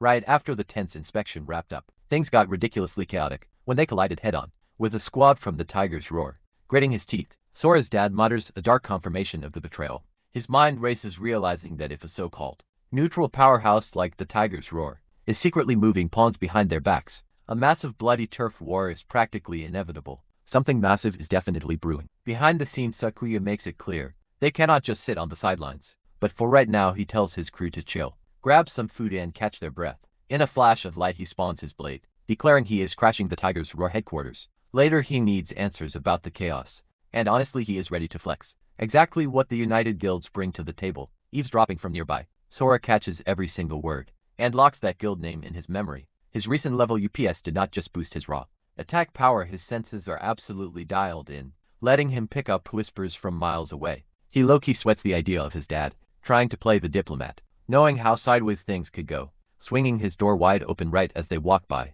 he flat out announces he is tagging along. The delinquent squad member immediately gets hyped, praying this means he finally gets a front row seat to witness Sora's hidden overpowered stats. Jiro just stares, totally lost, demanding to know who this random kid is. The boss drops the lore. It is his son Sora, the one who vanished off the map 5 years back. Jiro immediately asks for his combat level. Takuya glances at his boy, admitting to the crew that Sora's status window is completely unreadable. Jiro does the math and assumes the worst. He is just a normie. He points out the brutal truth that surviving in this world without a system is basically a death sentence, saying he would get wiped out in less than 3 days. Even with top-tier survival instincts, the wasteland is completely unforgiving, and a guy with zero skills is just gonna drag the whole party down. Jiro drops a fake smile, telling the kid to stay back and let the real hunters handle the heavy lifting. Sakuya backs up his subordinate, telling Sora to kick back at home with his mom. She instantly agrees, super eager to finally give him a proper tour of their place. Internally, Sora gets it. They think he is pure dead weight in a fight, which makes total sense considering he looks like a completely average civilian. Plus, stepping back gives him time to actually study the inner workings of this massive survivor shelter. If an apex predator is lurking in the shadows, keeping his insane abilities under wraps is the only way to keep a target off his prey's backs. Playing along, Sora nods and agrees to stay behind. Meanwhile, the delinquent is internally raging about missing the chance to see a god tier carry in action. Sakuya rallies the troops and marches out into the danger zone. Our boy just leans against the wall, tracking their exit. His mom tries to comfort him, promising there is zero reason to stress. They just got their family back together, and tossing him into the crossfire is not on the agenda. She looks him dead in the eye, reminding him that his dad is an absolute unit. Plus, her foresight ability practically guarantees he will walk through the front door without a scratch. Sora gently brushes off the babying, reminding her he is a grown man. Now he totally trusts her clairvoyant skills to predict the future, but the reality is brutal.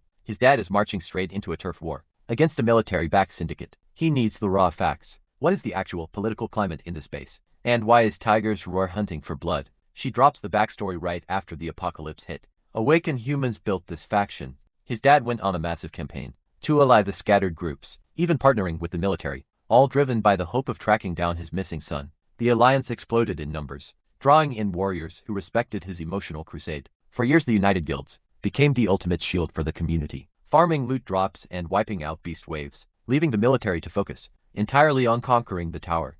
Honestly, his dad's pure heart made it all work. They locked down total peace for 4 straight years. But a few months ago, the absolute titans from the 4th shelter, Tiger's Roar, invaded their territory.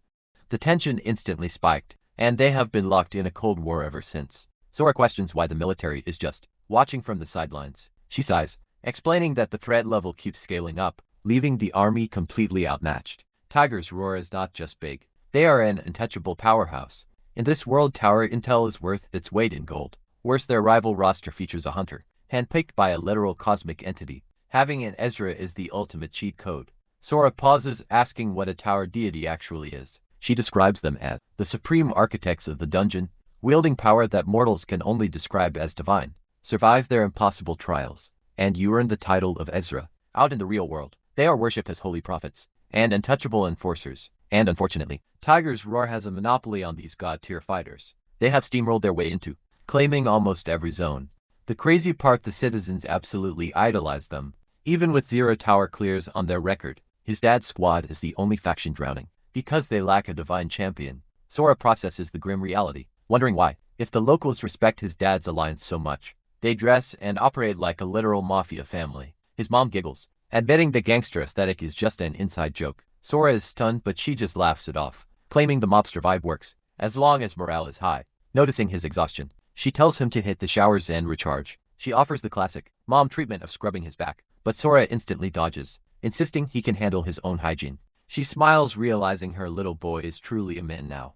The second the door clicks shut, the atmosphere shifts, assuming the coast is clear. He instantly sparks his dark abyss aura.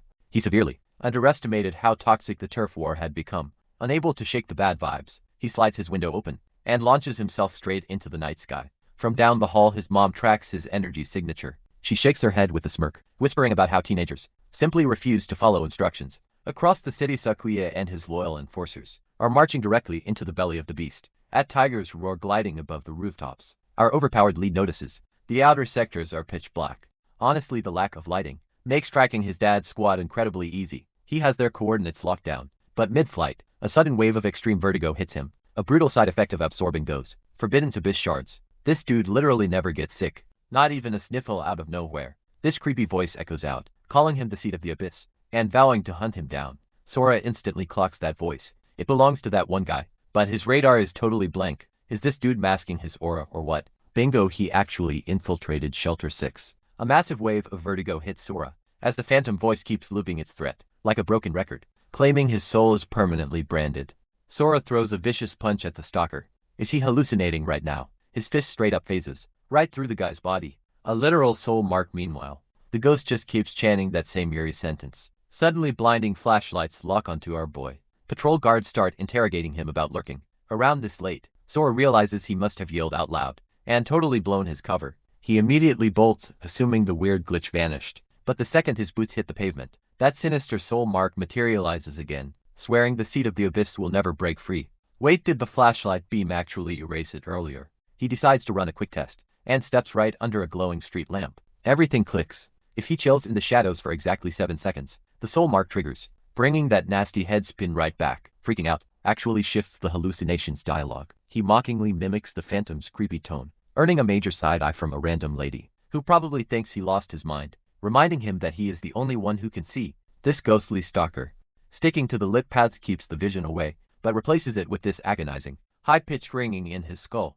Eventually the branding fades, and the creepy stalker totally drops off his radar. It makes absolute sense why this never happened earlier. He was either soaking up daylight, or chilling under the bright bulbs at home. As the cursed mark flares up again, a dark realization hits Sora. This enemy might be tracking his exact coordinates. A deadly ambush could drop on him at any second, meaning his guard has to stay at 100%. First priority though tracking down his dad. He snaps at the phantom to shut his mouth, catching another totally weirded out look from a passing pedestrian. Sora just keeps walking in dead silence. A random car cruises past, blasting him with its bright headlights. That confirms his theory. The ghost is completely powerless in the light. If his mom's intel was right, the military is officially done using the United Guilds, which puts his pops in massive danger. He has zero clue how many heavy hitters are currently hiding out in this shelter, but the army definitely did not team up with the Tigers War Guild just to sit on the sidelines. Honestly, it is basically guaranteed.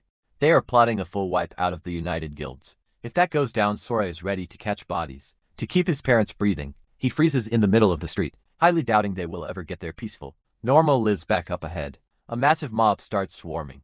Sora smirks, realizing he finally hit the jackpot. Now he just needs to see how his dad plans to navigate this incredibly tense standoff. A core memory flashes back of his old man preaching that throwing hand should always be the absolute final option. Little Sora nodded along back then, but right now he is seriously wondering if his dad is going to hold back until it is too late. But then something crazy catches his eye. The top brass are screaming at everyone to clear the blast zone. It is finally going down. It has a hot minute since the boss actually pulled his blade. The last poor soul who caught the wrong end of that katana walked away with a gnarly 20 meters gash. Sakuya starts channeling some insane aura, barking at Tsukita to scramble. He closes the distance in a flash, literally slicing a massive canyon into the concrete building. Total absolute devastation left in his wake, and yet Sakuya is just standing there with a wicked smirk. His whole squad is absolutely losing their minds, hyping him up. Sora is completely paralyzed by the sheer flex. As Sakuya clicks his katana back into its scabbard, Sora nudges one of the executives, whispering, "Bro, is the boss man always this unhinged?"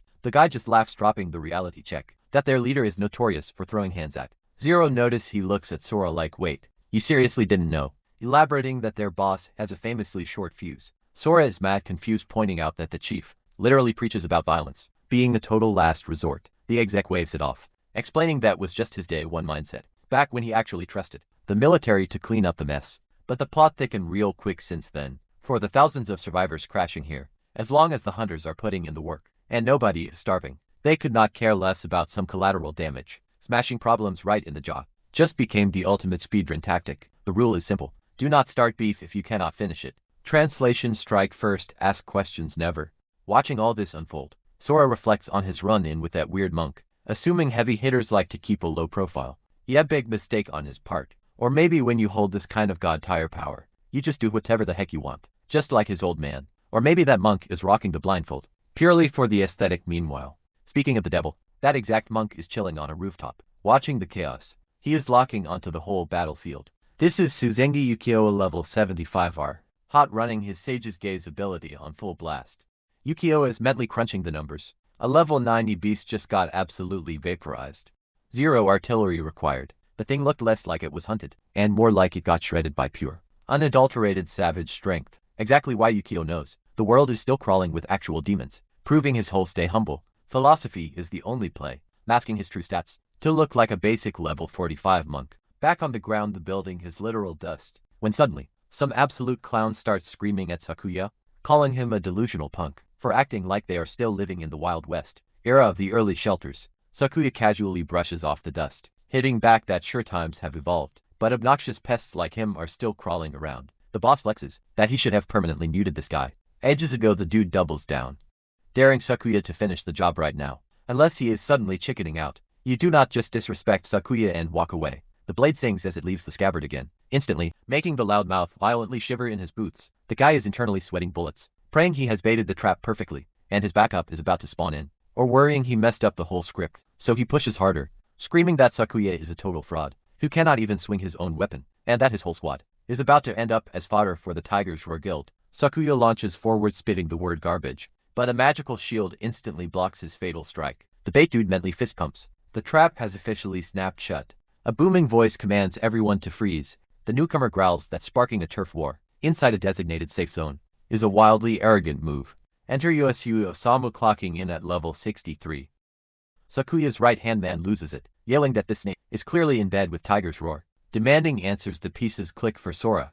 This is the military lapdog bankrolled by their rivals. Sora knows there is 0% chance this is random timing. It is glaringly obvious. There are moles crawling all over this sector. This dude, popping up at the exact second the sword dropped. Definitely scripted. The two antagonists slowly box Sakuya in. It hits the boss like a freight train. The brass has been secretly buffing Tiger's Roar. This entire time Osamu coldly quotes Article 15, strictly outlawing any brawls inside shelter limits. He lays out the penalty. The one who throws the first punch gets locked up for a minimum of 15 days, or if the vibes are bad enough, a literal public execution. He then smirks, asking if Sakuya is going to play nice and surrender. The boss instantly decodes the entire setup. This was a coordinated aggro pull. The microsecond he swung his blade, they secured the legal green light to slap him in cuffs. They absolutely did not care if they're shady. Under the table alliance leaked out. All that mattered was framing him as the villain, because if he actually lets them put him in irons, right now they will stretch out his prison time forever, and definitely assassinate him behind bars, spinning it as some tragic accident. And the second he is out of the picture, his entire guild gets completely swallowed by Tiger's Roar. But what is truly bothering him is why a military top dog is sweating this hard, just to shatter the local power dynamics. The endgame is a mystery, but Sakuya refuses to be a pawn in this twisted game. Hard pass, he flips the script, telling the officer his radar is completely broken. There was no brawl as a guild master. He is not about to cap with absolutely zero receipts. Osamu counters that the massive, steaming crater from the sword strike is all the evidence he needs. Sakuya literally scoffs. He deadpan claims that is not a combat scar. It was just some spontaneous, extreme building renovation.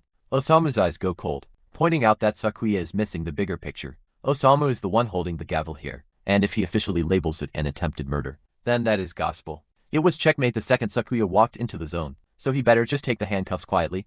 Like a good boy, the loyal subordinate snaps, yelling at his boss that they are not taking this ill. If these feds want a war, they will give them one. But Sakuya immediately signals him to chill. Everyone is standing in the crosshairs, and one wrong move means catching a bullet. He locks eyes with the level 63 officer, mentally clocking the dude's insane assassin tier agility. Pinning down a target that fast is going to be a nightmare, but if they can snatch Wada and use him as a human shield, they might actually survive this trap. The dude unsheathes his blade, making the duo brace for impact. Wada immediately pops his anti-sword barrier, determined not to be the weak link in this fight. You see, an executor does not just block like your average tank. Their defensive kit literally dissects enemy attack patterns in real time, even at point-blank range. Wada is confident he can tank the hit. There is just one catch though. His barrier only works against bladed weapons, but that ultra-specific condition is exactly why it is so wildly overpowered. Against swordsmen, this thing could easily shrug off a heavy strike from a level 69 warrior, so a level 65 samurai. Absolute child's play, believing his defenses are completely unbreakable. Against Sakuya, Whittier screams at him to just surrender. Stepping up, Osamu gives him a brutal ultimatum. Be a good boy and stand down, or get hogtied and tossed into a dungeon with the rest of his crew. Jiro nervously calls out to his boss. Sakuya gnashes his teeth, looking totally cornered, before slowly sliding his katana back into its scabbard, right in front of them. The entire squad gasps in pure shock.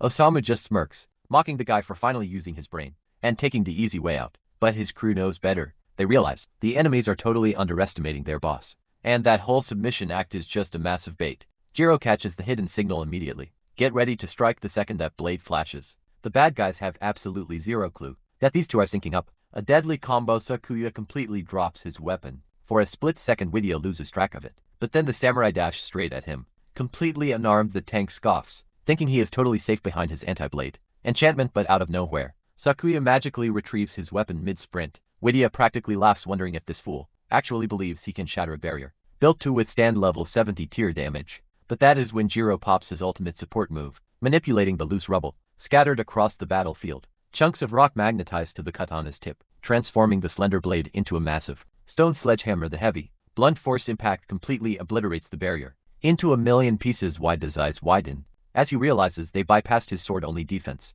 with a blunt, crushing attack. Sakuya instantly follows up with a fierce lunge, but Osamu barks that he sees right through their little scheme. The assassin dashes in, growling that targeting him is a one-way ticket to the afterlife. Jiro screams for him to back off, instantly erupting jagged stone spikes from the earth to block his path, dodging with insane reflexes. Osamu chuckles. He mocks the kid for having the sheer audacity to challenge him, daring them to actually try and land a fatal blow. Suddenly the enemy grunts open fire on the duo. Snapping his fingers, Jiro channels his mana to manifest a glowing force field, keeping Sakuya and his target safe from the bullet hail. Sakuya mentally celebrates. If they can just keep this guy pinned down, making a clean getaway will be a total walk in the park. But just as he pivots to grab his captive, the unthinkable happens. Yahello literally evaporates right in front of his eyes. Smug as ever, Osamu explains the trick. Jiro's rock spikes inadvertently plunged the area into deep shadow, while the lingering magic from Yahello's broken barrier acted as a glowing homing beacon. Those exact two elements were the perfect recipe. Just like that, their only leverage is gone. Without a hostage, their chances of survival plummet straight to absolute zero. Osamu coldly orders his firing squad to exterminate them. Sakuya and Jiro freeze in pure terror, but bizarrely, even the enemy troops start stuttering at their boss. Highly annoyed, Osamu demands to know why. Everyone looks like they just saw a ghost. Suddenly a heavy hand drops onto his shoulder, accompanied by an absolutely suffocating aura. It is Sora, the overpowered main character. Casually whispers that he is curious about their dumbfounded faces too. Osamu feels a chill down his spine, desperately wondering if this random monster is Mukushima's backup. Someone actually managed to stealth up on a master assassin. Osamu has no clue who this dude is, but his killer instinct screams that this is a lethal threat. Operating on pure panic, Osamu decides to strike first. He secretly readies a toxic vial behind his back, which Wada instantly recognizes as their ultimate trump card. It is the exact lethal venom the Tigers War Guild brewed specifically to melt a level 90 raid boss. Osamu screams for his ally to scatter violently, launching 3 poison blades straight at Sora. Sakuya shrieks his kid's name in pure agony. Wada suddenly realizes the toxic splash zone is going to melt them all, as a sickly purple cloud rapidly swallows the battlefield. The grunts frantically scramble to outrun the deadly fog. Wada hates this chaotic suicide play, but he copes by assuming this mysterious new enemy is definitely a melting corpse by now. Wrong. Sora literally just sweats the air, like he is batting away a mildly annoying mosquito. A massive shockwave instantly clears the deadly smog. Wada's jaw hits the floor. How in the world is this guy still breathing after inhaling venom meant for a level 90 calamity? Osamu's brain completely short-circuits in disbelief. Get this, Sora is casually gripping the poison blades with his teeth. Not only that, he has both assassins suspended in midair by their collars, letting out the most bored sigh imaginable. Spitting the deadly weapons onto the dirt, he coldly asks the duo where exactly they thought they were escaping to. Wada grinds his teeth, absolutely seething at the massive flex. In this world, no matter your class, your survival boils down to 5 base stats: perception, intelligence, strength, agility, and constitution. For this guy to casually tank a boss tier biological weapon, his constitution stat has to be hovering somewhere around the level 100 threshold. Absolute insanity. Sora firmly commands the assassin to call off his attack. Dogs furious at being ordered around, Osamu triggers his shadow buff, fiercely locking his grip onto Sora's arm. Using the momentum, Osamu swings his entire body upward, snapping the overpowered MC into a brutal headlock, while screaming at him to shut his mouth. Seeing Sora momentarily tangled up, this is the perfect window to strike. He unloads his strongest skill, but Sora effortlessly sways out of the danger zone, without even breaking a sweat. With a casual flick of his wrist, Sora literally yeets both grown men across the battlefield. Sakuya just watches in awe as the 2 elites fly past his face, violently cratering into a solid rock face, shielding his eyes from the massive dust cloud. Sakuya realizes the terrible duo has been completely trashed, refusing to take the massive loss. Osamu desperately melts back into the shadows. Sora calmly glances over his shoulder. The bleeding assassin snarls from the darkness, betting everything that this brute force monster cannot possibly counter his absolute stealth technique. Lunging from the blind spot, Osamu thrusts his dagger directly at the protagonist's spine for a lethal sneak attack, but there is zero impact. the blade just magically halts in thin air. Panic sets in, as Osamu realizes he just stabbed a literal brick wall. His blade is completely stuck, and before he can even blink, Sora winds up a devastating punch. The overpowered teen casually yanks the blade right out of his own back. Scrambling away, the terrified assassin notices he's actively bleeding, just from the sheer air pressure of Sora's misstrike. Flight instinct kicks in, but it's utterly useless against a guy who practically teleports. Sora materializes dead ahead, and ruthlessly plants the attacker's face straight into the concrete, sputtering blood. Osamu can't even process that insane speed glitch. Our hero casually dusts himself off, while Jiro just stands there, absolutely flabbergasted by the sheer disrespect, dragging the unconscious assassin by the collar, like a discarded rag doll. Sora strolls over to his dad. The surrounding guards practically shrink into their armor, exchanging pure looks of terror. Tossing the trash aside, our MC drops a casual, "I'll let you guys handle the rest," and heads out. Sakuya doesn't even argue. Cut to the Mukujima household, where his anxious mom desperately asks if the nightmare has finally ended. The patriarch gives a heavy nod. When Jiro presses to see if the captive squealed, Sakuya sighs, admitting, "Those goons took the silent treatment to the grave. Honestly, it's a whatever. At least now, they know exactly where the Tiger's Roar Guild stands. Still, they're going to have to sleep with one eye open for the next couple of days." Dropping the guild drama, the dad immediately pivots to the elephant in the room. Where on earth has his boy been for half a decade? Sora takes a breath, explaining that, watching his family struggle, broke something inside him. The guilt ate him alive, but before he could fix it, 5 years ago, he got sucked into some twisted nightmare dimension. His entire existence became an endless loop of slaughtering grotesque beasts. They immediately suspect he got trapped inside one of the infamous dungeons. Holding nothing back, the teen spills every gruesome detail about surviving the abyss, wrapping up with the insane plot twist that a random summoner literally dragged him back to reality. Frowning, Sakuya points out that there are exactly 16 known spires on the map, and not a single one matches that hellscape. Shrugging, Sora guesses he stumbled into an uncharted zone. Gyro chimes in, hype that if this mystery dungeon is anywhere near Outpost 6, they can definitely make raiding it their top priority. But Sakuya shuts down the tactical talk, getting entirely choked up just seeing his kid breathing in front of him. Breaking the tension, Jiro bursts out laughing, pointing out the absolute irony that the runaway kid came back, billions of power levels above the rest of them, combined, wiping away tears. His mom declares that nothing in the past matters, now that her baby boy is safe. Pulling them close, the patriarch vows that absolutely nothing is tearing this family apart ever again. Staring at the fresh, jagged scars marking his dad's skin, matching his own battle wounds, Sora silently swears to protect them. Right on cue, the entire house plunges into pitch blackness. A violent wave of vertigo hits the teen out of nowhere. While Sakuya questions the sudden power outage, Jiro brushes it off, blaming the brutal thunderstorm rolling through town. Tonight, every survival instinct in Sora's brain screams. Red alert echoing in the shadows. That creepy familiar voice hisses that there's zero chance of escape. This time around, the MC grinds his teeth, genuinely annoyed by the sheer audacity of this stalker. Returning, however, he quickly notices the entity's creepy monologue has completely shifted its script. The real kicker, even his high tier awakened parents are acting totally blind to the haunting presence in the room. Without warning, the suffocating dark aura abruptly peels away. For a split second, he thinks the ghost vanished, only to realize the dark mass literally detached itself from his own shadow.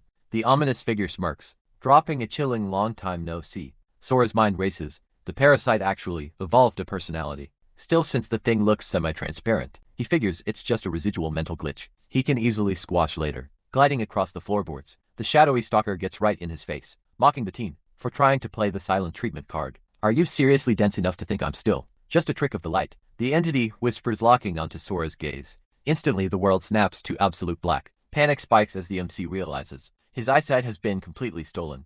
This is definitely no fake vision. Sensing the sudden shift in his demeanor, the whole room goes on high alert. His mom frantically screams his name, while his dad demands to know why his eyes just went entirely dead, wasting zero time. His mother immediately triggers a high-level cleansing spell, but the UI frustratingly rejects it, flashing a "no curse detected" error. Ice floods Sora's veins as it clicks. The shadow actually formed a physical body, meaning his defenseless family is right in the crosshairs. Relying purely on instinct, he violently tackles the invisible intruder straight into the drywall. His stunned parents finally spot their son wrestling a mass of pure void. The entity chuckles, taunting the boy for acting so terrified. Gripping his weapon, Sakuya yells out, completely blind to the ethereal enemy in the room. His mom echoes the panic, desperately scanning the empty space, with zero luck pinning the shadow down.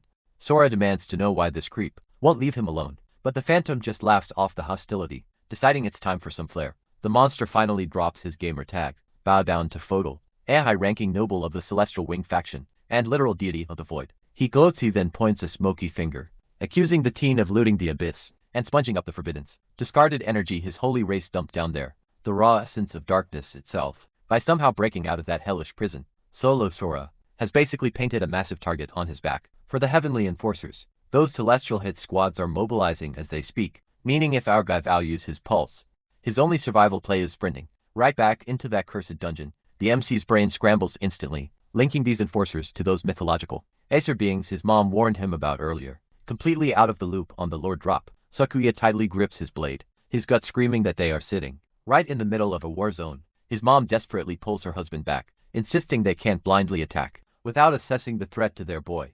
Meanwhile, the overpowered teen flexes, declaring he'd happily throw hands with the heavens, themselves bring down an entire army of deities. I don't care what makes you think they can scratch me. He spits. Odell shakes his head, warning the arrogant kid to check his ego immediately, reminding him that pulling off one lucky win against a weakened god doesn't make him invincible. The dark deity drops some ancient history, revealing that ever since the legendary Ragnarok event, the sacred wind energy was completely wiped from existence. Basically, Sora's current stats are absolute trash compared to the prime heavenly ranks. Our hero glares, challenging why he should trust a word from a shadowy parasite. Hearing this, Fodal absolutely loses his mind, laughing. Stay oblivious if you want, kid, but don't go crying. When the skies literally start raining blood, the god mocks the threat.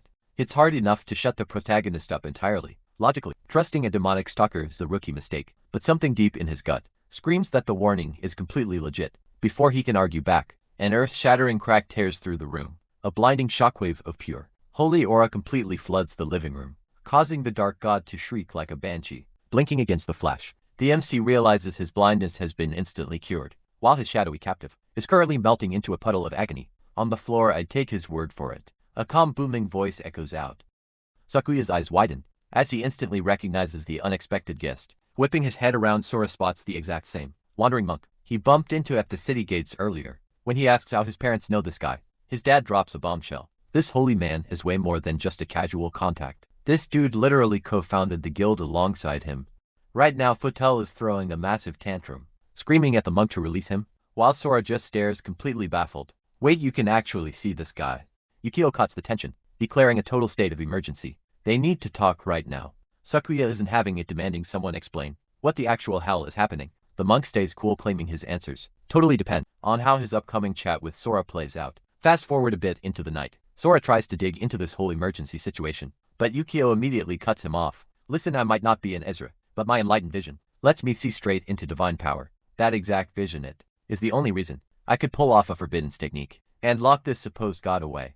And here is the crazy part. Your energy feels exactly like his, but dialed up to an absolutely insane level. I have no clue how you pulled that off, and honestly, we have zero time to figure it out. The city is currently swarming with heavy hitters, packing serious divine juice. Every single one of them is gunning for your aura. Whatever this sealed guy is plotting, his warning was dead on, but whatever you do not step foot back in the abyss that tower is hiding.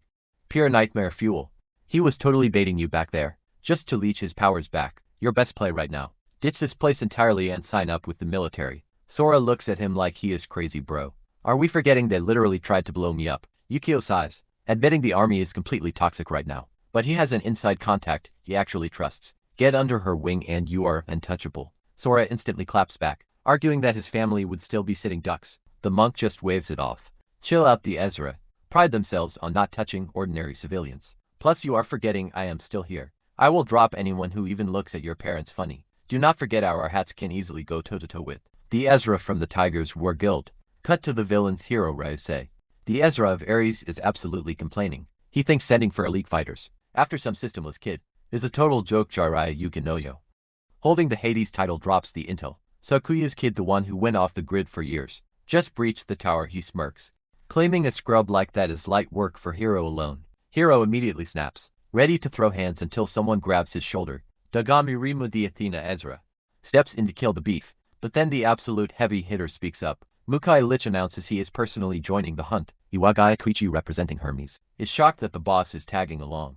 Mukai keeps it icy, revealing this came straight from the top, an absolute order from Zeus. The mission is brutally simple. That punk Sora gets deleted. On top of that, the 16th tower is suspiciously close to Shelter 6, since the Alliance decided to act tough and ghosted their proposal. The guild is going completely rogue. This is not just a basic assassination. We are wiping out Sora, and we are exterminating his parents, the heads of the Alliance. Mukai declares this with zero hesitation, fully flexing his status as the Ezra of Zeus.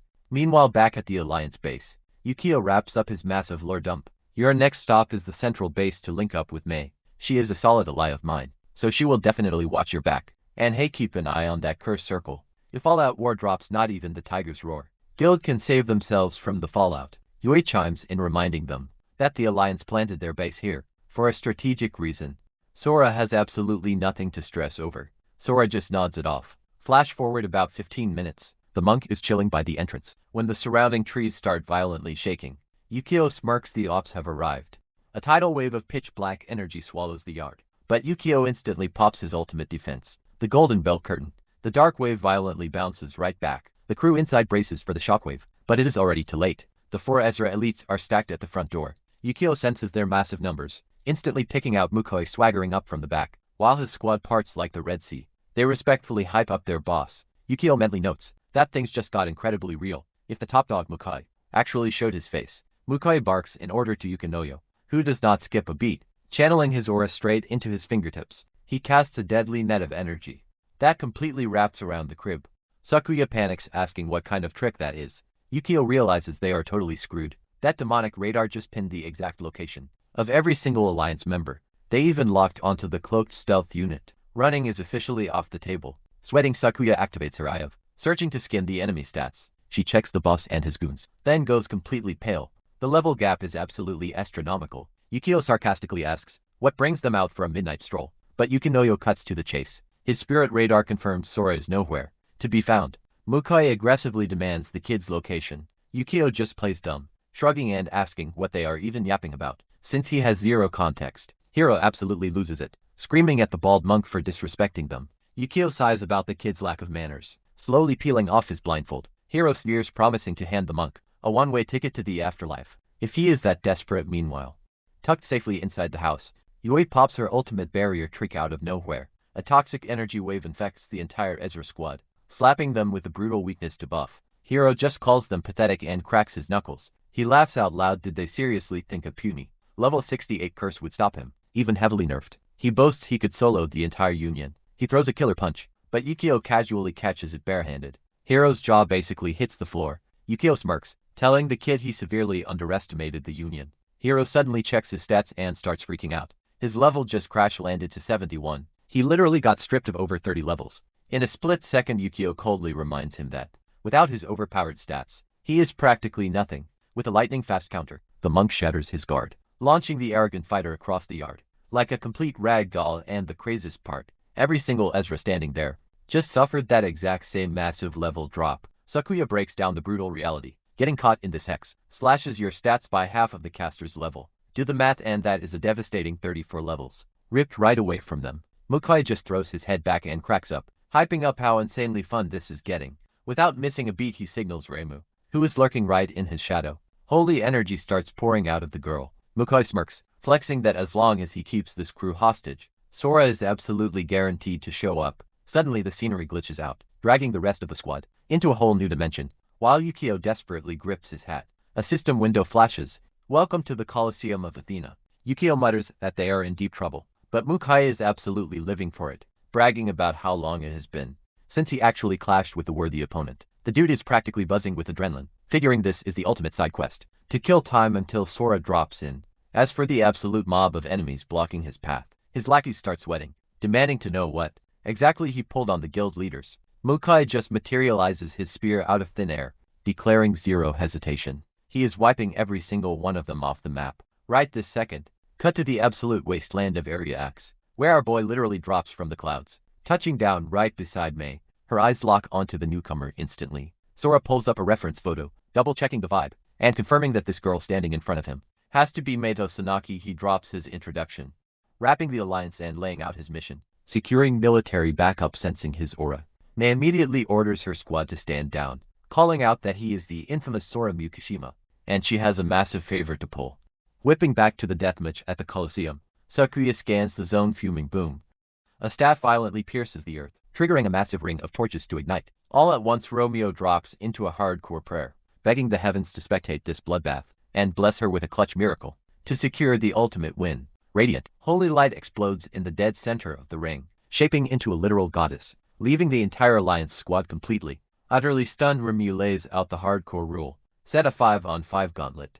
First crew to bag 3 dubs. Walks away, with the insanely overpowered grace of Olympus, while the losers instantly incinerated by heavenly fire. The tension in the air gets thick enough to cut with a knife. Sakuya immediately calls out the busted math, pointing out they barely have 8 people standing in the room. To begin with, Ryu just smirks, teasing that the real heavy hitters are already en route. Stepping up to the plate, Hero flexes and demands to know who wants a one-way ticket to the afterlife first. A blinding system alert pops up. The Ezra hero Rusei has initiated a deathmatch. Sakuya practically shatters his own teeth from grinding them so hard. Yukio steps up, taking the heat and blaming his own rookie mindset for dragging them into this mess. But Sakuya shuts that down, swearing that having him on the front line is a total game changer. He clears Yukio of any guilt, dropping the fact that Yoi's wild hex actually leveled the playing field, giving them a legit shot at survival. Jiro backs up the hype, reminding the squad that, since she is purely a support class, they strictly need to clutch up 3 wins. Hearing this, a wicked grin paints itself across Yukio's face. He drops some heavy lore, warning that the Ares Ezra is a straight-up psycho. The second that dude leveled up to his current rank, he abused those busted Ares skills to solo wipe a massive guild, completely burying 3 rival Ezras in the process. Despite the insane stats, Yukio claims he has the perfect counterplay, telling his team to sit back and watch the show. The martial artist casually strolls past the energy barrier, locking eyes with the absolute menace that is Hero.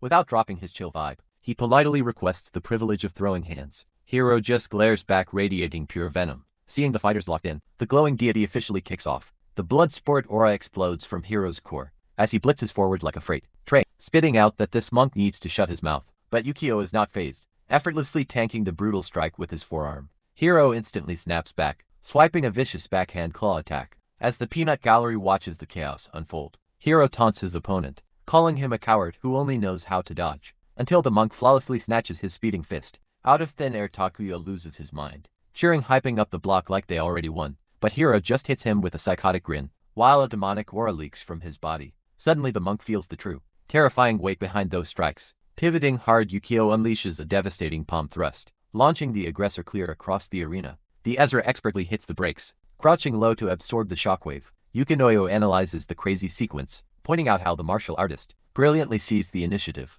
and forced breathing room instantly. He admits this brawl is going to be incredibly sweaty, but Remu casually tells him to chill out. Sakuya's anxiety spikes as he spots blood, frantically screaming out to check if Shusengi's arm is shattered. Hero's maniacal smile stretches even further, tauntingly asking how that bite from the fangs of Cadmus tasted. The horrific truth clicks in Yukio's brain. He is talking about the legendary Ares serpent. Realizing this monster literally fused with the demonic pet, it becomes obvious the beast is auto-aiming his strikes. Hero flexes those venomous blades, promising that the nightmare is barely kicking off. Blasting forward for round 2, he screams that his pet serpent is still starving for blood. A hyperspeed hook flies right at his face. Yukio throws up a guard, but the phantom fang violently sinks its teeth into his flesh. He curses the guy as an absolute cheat in his head. Realizing the enemy's agility just got a massive buff, refusing to fold, the monk shifts his stance, flaring his chi to the max, and triggers his golden bell barrier to violently blast the freak away. Hero goes flying backward once again, staring at his trembling hands. Yukio connects the dots. The bad guy did not get a speed boost. His own body is actually lagging, violently nerfed by that toxic dragon venom. Wiping his chin, Hero gives a twisted compliment about his durability. Right on cue, the system drops the lore. The fangs of dragon's venom is a busted lifesteal item, letting the wielder siphon HP and infinitely scale their damage just by drawing blood. Though the buff is still in its early stages, Sakuya does the mental math, panicking that if this war of attrition keeps up, the stat gap is going to become literally impossible to close. Not wasting a single second, Hero launches himself like a missile, crashing a brutal roundhouse right into the monk's defense. With a sick smirk, he asks how the poison is treating him. With toxic dragon venom tearing through his veins and his time running out, the monk stays dead calm, whispering a sacred chant. Hero scoffs, claiming no prayer is gonna save him from this beatdown. But Remu narrows her eyes. Is it just her, or is this guy suddenly pulling in some insane god-tier energy? Yukinoyo squints in pure confusion. That makes zero sense, he mutters, trying to figure out how Asura is casually flexing a divine aura. The monk ignores them, his chanting growing louder. Sakuya gasps, realizing he's about to drop a highly restricted, high-risk technique. Still with his back against the wall, this crazy gamble might just pay off. He drops the final syllable, and boom, blinding gold light erupts as a massive Buddha projection spawns, blasting Hero with a raw Kamui strike. Hero sneers, brushing off the hit. He's never even heard of this deity, mocking Yukio for thinking a glowing statue could actually stop his onslaught. Suspended right inside the glowing construct, Yukio doesn't hold back, wrapped in full divine armor. He rockets straight at his target. Hero actually laughs out loud. He cannot believe this clown is trying to throw hands just because he got a shiny new armor upgrade. Sure, it takes guts, but it is the exact same suicidal playbook everyone tries. Hero has buried a mountain of wannabes who pulled this exact stunt. These rookies always assume that packing on holy shields will somehow block the lethal bite of Cadmus. Spoiler alert, Cadmus literally snacks on divine aura like it is premium Wagyu. The dragon is ready to swallow him alive, identical to the last victim. Get ready to drown in absolute despair, Hero yells, right before getting his jaw completely rocked by a brutal haymaker staggering back. The villain is totally stunned. Turns out the monk bypassed the venom by using his holy aura as a filter, instantly unlocking his base speed. Before Hero can blink, Yukio sinks a devastating roundhouse into his gut, spitting blood. Hero realizes it isn't just a speed glitch. The monk's raw damage output and reflexes are skyrocketing off the charts, even while eating a vicious knee straight to the dome. Hero smirks, convinced this is still the ultimate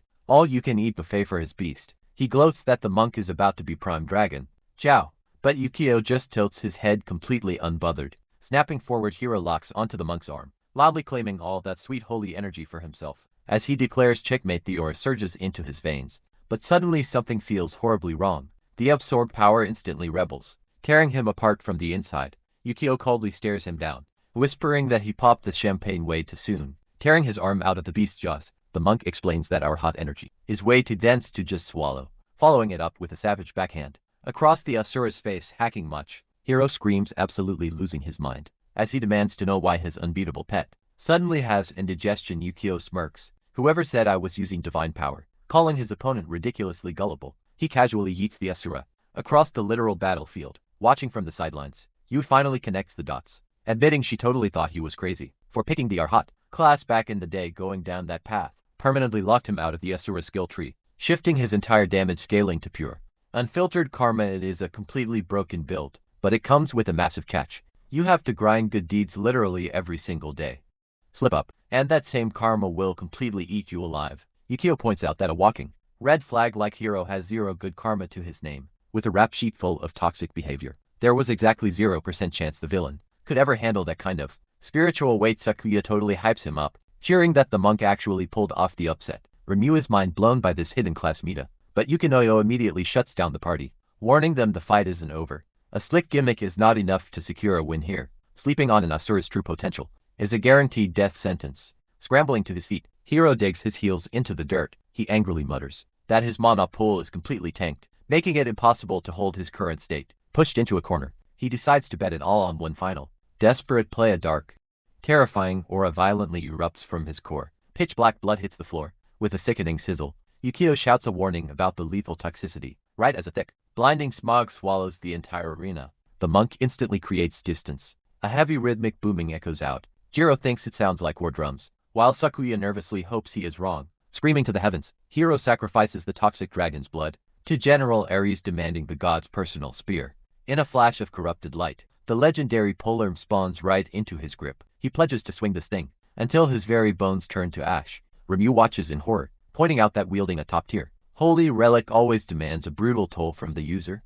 On top of that, it comes with a massive time limit, since mortal bodies cannot handle god-tier specs. Yukinoyo clenches his fists, realizing the insane skill gap between regular players and these Asura monsters. Remu pieces the lore together.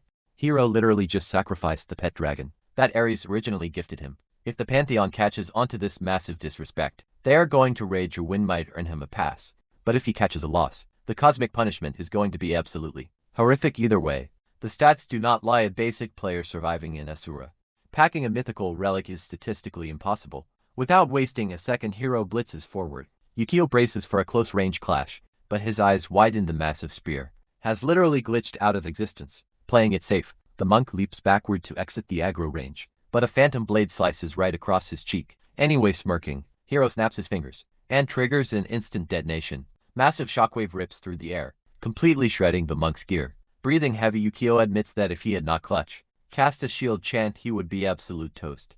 Making things infinitely worse, the weapon is heavily coated in the exact same lethal debuff as the dragon's venom. The game interface violently flashes, thanks to the insane acid damage. From the blood of Ares, the monk's cloak just got hit. With a 50% defense penalty, going for the kill screen, Hero dashed in for a fatal sweep. That Yukio dodges by a literal hair, but out of nowhere, toxic blood spikes erupt from the Asura's back, tracking the monk like heat-seeking missiles. Yukio's eyes go wide as he realizes this boss can launch projectiles from anywhere, not just his hands capitalizing on the shock. Hero unleashes an absolutely relentless flurry of god tire strikes. Let's see you dodge this, Hero snarls. Wicked blades, forged from pure Ares blood, erupt from his knuckles. Yukio's heart sinks. This guy is untouchable. His movements are practically a blur. Every single hit Yukio absorbs shreds his gear to ribbons, and yet his karmic aura cushions the blows a bit. But the raw power is still insane. If those strikes weren't nerfed, he'd already be a goner. Realizing he desperately needs breathing room, he swiftly sidesteps a lethal punch, throwing a desperate palm strike right at Hero. To force him back, they lock eyes.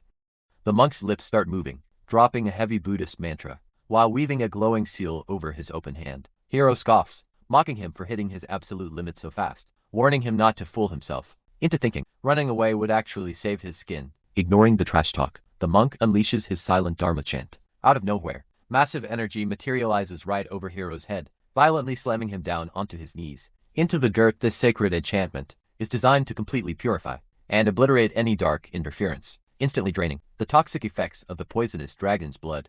Gritting his teeth, Hero pieces it together. The monk was plotting to lock down his movements with a hex and sneak in for a close combat strike. Bursting with dark energy, Hero blasts his crimson blood outward, calling the strategy straight up pathetic. Sensing the danger, Sakuya instantly flares her aura, screaming at Shusang to watch his back. The monk barely ducks in time. The razor-sharp attack, slicing right through his straw hat. He sweats, realizing he was inches away from death. But suddenly, the glowing goddess manifests right in Sakuya's face, coldly declaring that rule breakers get heavily penalized. Without warning, brutal flames engulf the man, leaving him screaming in pure agony. Yoi hysterically shrieks her husband's name, rushing over to spam her healing magic. Watching closely, Sakuya notices the fire has finally fizzled out, but it brutally wiped out 15% of his entire life force. Hero smirks, claiming the guy would be a total corpse right now if his team hadn't totally meddled, though he admits the system's penalty handled the job perfectly. Taking mental notes, the monk realizes throwing hands up close is basically suicide. But Hero, zoning him out with those long-range blood arrows, makes it 10 times worse. Checking his tank, Yukio calculates he's only got around 3 minutes of stamina left, leaving him zero options but to risk it all right now. Fed up, Hero barks at him to stop stalling, unleashing a devastating offensive, and straight up claiming an early W, as the monk intensely funnels pure karmic energy through his veins. Whispering that all dharmas must unite, he mentally cycles through the sacred Archon ranks, from the celestial sight to the wisdom gaze, peeking at the Dharma and Buddha visions. Realizing this is his only shot, he violently cracks open his Dharma eye. His pupil morphs instantly into a radiant, spinning Buddhist crest. A lethal blood spear rockets toward his face, at Mach speed, but thanks to his newly activated vision, his own reaction time gets a massive buff. Still, he knows this overpowered state burns out crazy fast, so he desperately scans for a weak spot. He spots the glitch. That massive spear doesn't actually pack the heavy divine juice he thought it did. The real trap, that sneaky blood projectile from earlier, is silently creeping up right behind him. Yukio smirks, finally cracking the villain's cheat code. He literally catches the front spear barehanded, while casually blocking the backstab arrows with a solid wall of divine armor. Utterly stunned, Hero can't fathom how his perfect combo got read like a children's book. The monk dryly asks if this weak toothpick was supposed to be the almighty blood spear, before effortlessly crushing the weapon into mere glowing dust. Hero loses his mind, screaming that it's physically impossible. Meanwhile, Yukinoyo is left jaw dropped, wondering how anyone could block microscopic, razor-thin blood threads. Remo points out the obvious. That glowing eye basically gives him straight-up wall hacks to see the invisible. Hype floods the squad as Sakuya cheers, hyping up the fact that they might actually pull off this underdog win. But the monk already had a genius counterplay, cooking for Ares' suffocating aura. Yukio calmly explains that marinating in that much toxic villainous energy is obviously gonna completely rot a person's brain with dark twisted thoughts, and he's about to hit the factory reset button on all of it, weaving another complex hand seal. Triggered by the disrespect, Hero furiously snaps back, demanding to know why predicting a few moves matters at all. After all, his broken passive ability lets him puppeteer anyone who even gets a drop of his divine blood. On them observing closely, Remu drops some lore, noting that the godly energy pulsing through his veins is totally unbalanced. Plus, since the liquid is so incredibly thin, it bypasses standard armor, like a hot knife through butter. She nervously wonders how the monk plans to survive this guaranteed death trap. Hero flashes a maniacal grin, daring the monk to try his best. Since he's totally cornered, with a flick of his wrist, he spawns a terrifying swarm of crimson projectiles and launches the devastating barrage straight at his target unfazed. Yukio just flares up his Dharma vision to max power.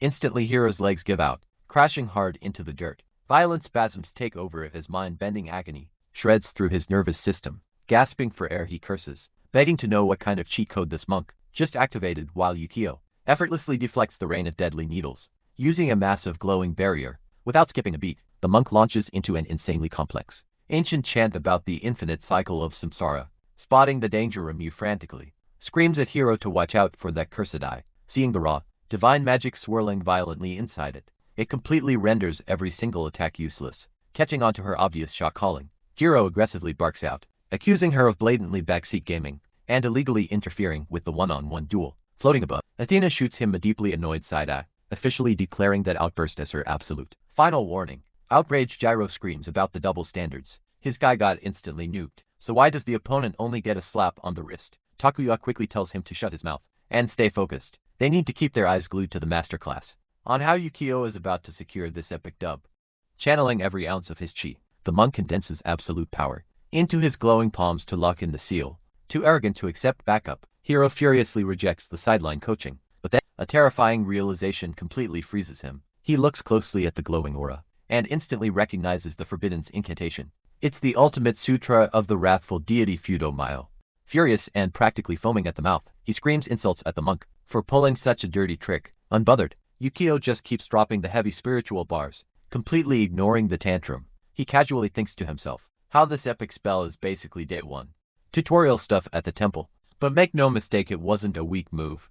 Quite the reverse actually. Becoming a living vessel for the raging fire god literally skyrockets his damage output. There's just one massive catch to this overpowered buff. It forces him to stand totally still and chant for over 30 agonizing seconds, without losing focus even for a microsecond. Pulling this off mid-fight is basically the ultimate flex, delivering maximum humiliation, rather than just letting his opponent chant. Hero literally slices his own arms open, morphing his fresh wounds into a barrage of crimson projectiles. Pools of crimson splatter the floor and actually start crawling around. Remu watches, totally convinced he has lost his mind, but Hero knows exactly what he is doing. Shatter the seal, and he completely shuts down that annoying chant. He snaps, screaming at the bald guy to burn in hell on repeat. Meanwhile, Yukio calculates the situation. Locking down Dragon Blood demands a massive dose of holy energy, but thanks to his awakened Dharma vision, every single strike Hero throws is absolutely worthless, failing to leave even a microscopic dent. The blood user screeches for his enemy to drop dead,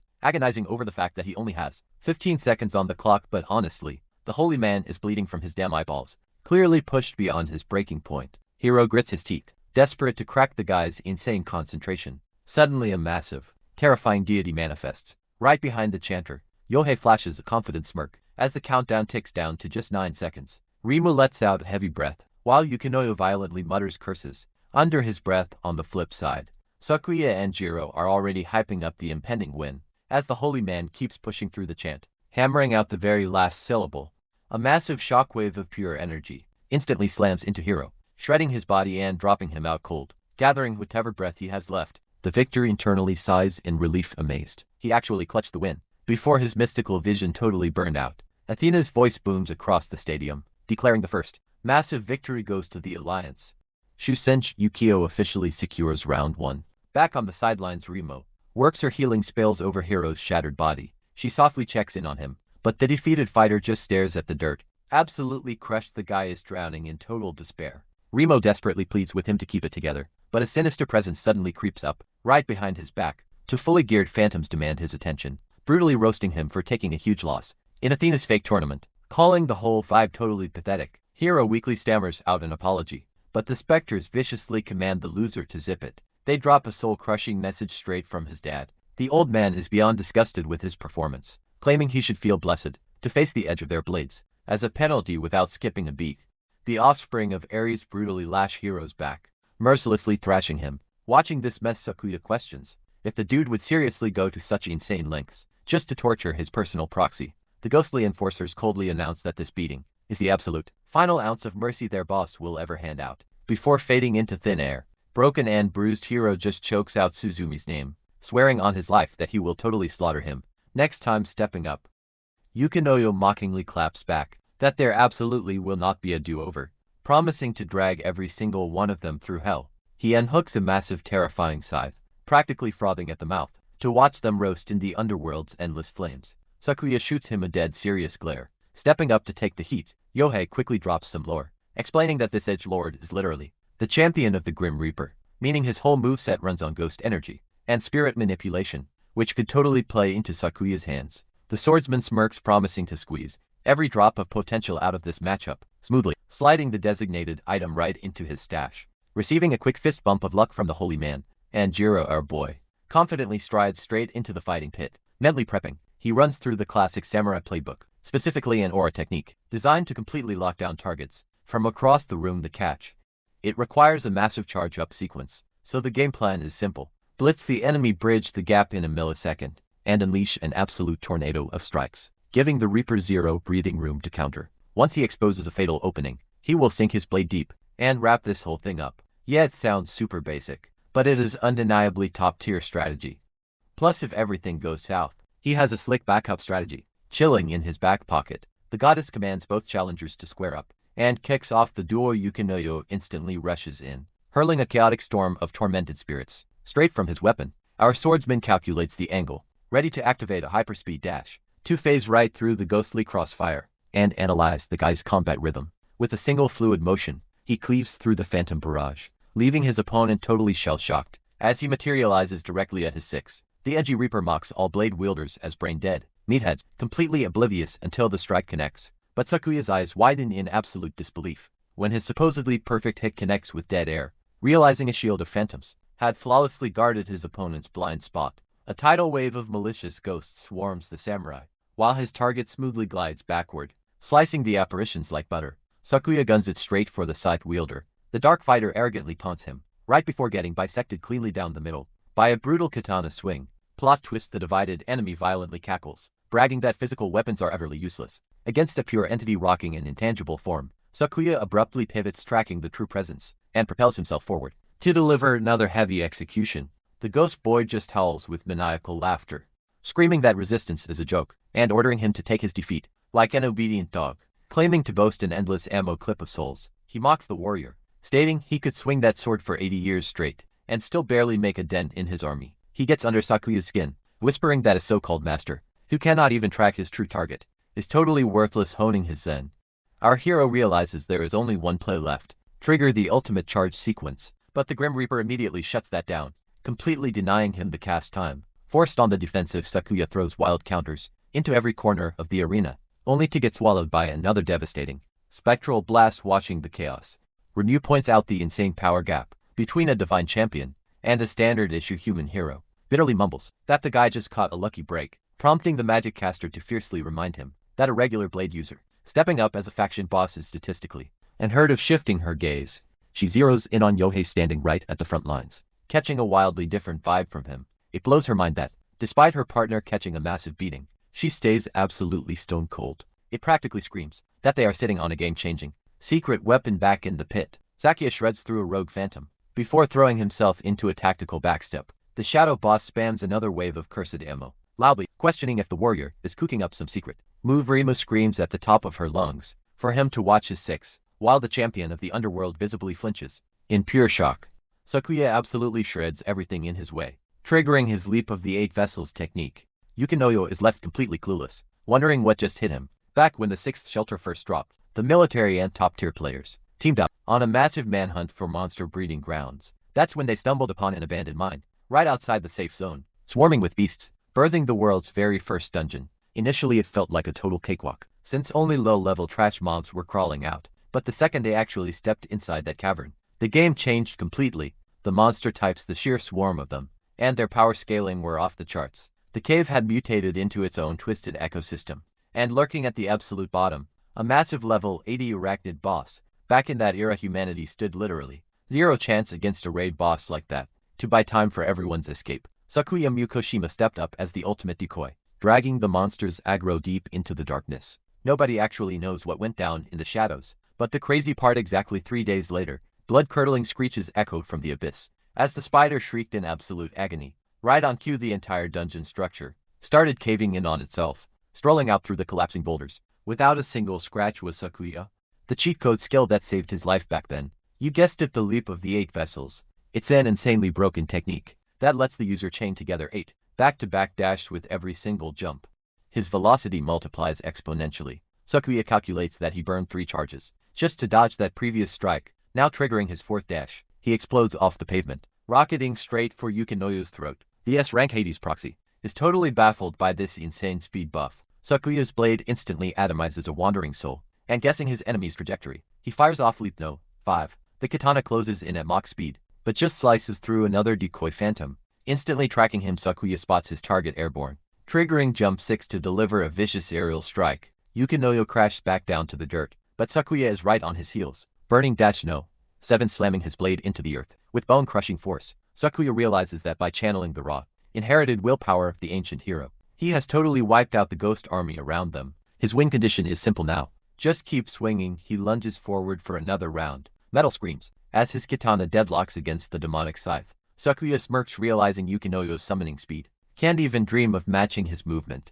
And if he just forces a brutal, close-quarters brawl right here, the legendary hero's inherited will is basically a guaranteed victory ticket. Watching from the sidelines, Rimu points out that this absolutely explains how he's dominated the Guildmaster throne. For years he might not have an official S-rank badge, but that ridiculous damage output says otherwise. Now there are tons of wild theories about how the towers actually spawn, but the internet's favorite theory claims these structures are literally human history and ancient myths physically manifesting in reality. History and myth are tangled up so tight, you can't rip them apart, and if mythology gets wrapped by omnipotent gods, then human history gets wrapped by the legendary heroes. But here's the kicker: grabbing a hero's willpower and getting drafted by a literal god are 2 entirely different games. Scoring a god's blessing just requires you to slaughter the competition, but grabbing a hero's legacy, that strictly requires insane RNG, and Sakuya's luck stat is definitely maxed out. Yukinoyo scoffs openly, mocking Sakuya for thinking a melee brawl was an instant win button, dropping the cold hard truth. Some mid-tier sword isn't putting a dent in the literal scythe of Hades. Sakuya admits the Deathbringer weapon looks intimidating as hell, but he still holds the upper hand in attack, range, and mobility. Plus, since that oversized farming tool is a divine tire artifact, a fragile human body can't actually spam its max power without glitching out.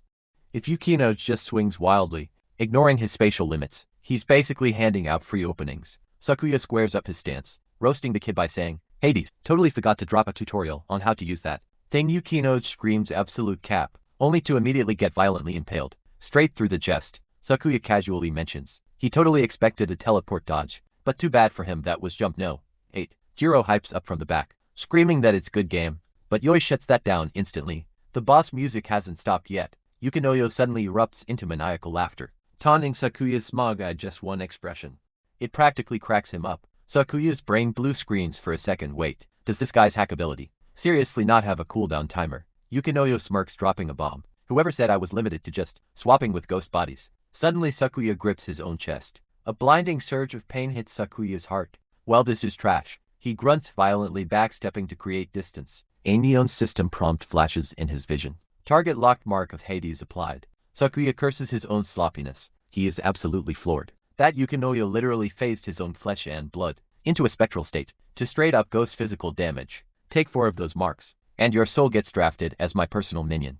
Yukinoyo gloats. He promises Sakuya that he just blew his one and only shot at winning. Sakuya's mind races, crunching the tactical data. Rushing in means risking another deadly touch to buff, but playing passive, the Phantom Army is just gonna swarm and drown him. Talk about being stuck between a rock and a hard place. The worst part, his trump card, the 8-step dash, is currently locked behind a cooldown timer. Yukinoyo barks his name out loud, giving him props for his skills, but ruthlessly reminding him that he's still just a fragile NPC. Sakuya can't even deny it. Shifting into a spiritual state absolutely nukes a player's energy pool, making them insanely vulnerable to magical burst damage, but acting exactly like a roaming ghost. This guy was completely immune to physical damage. He lunged straight for our swordsman, but Sakuya ripped a quick slash and instantly backed away.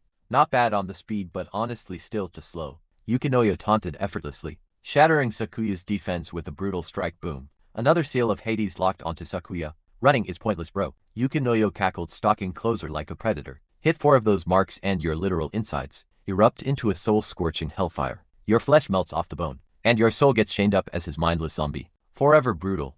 Sakuya shot him a total death glare. Meanwhile, Yukinoyo's body morphed into this terrifying, skeletal phantom man started turning invisible. Realizing he messed up, our swordsman cursed loudly.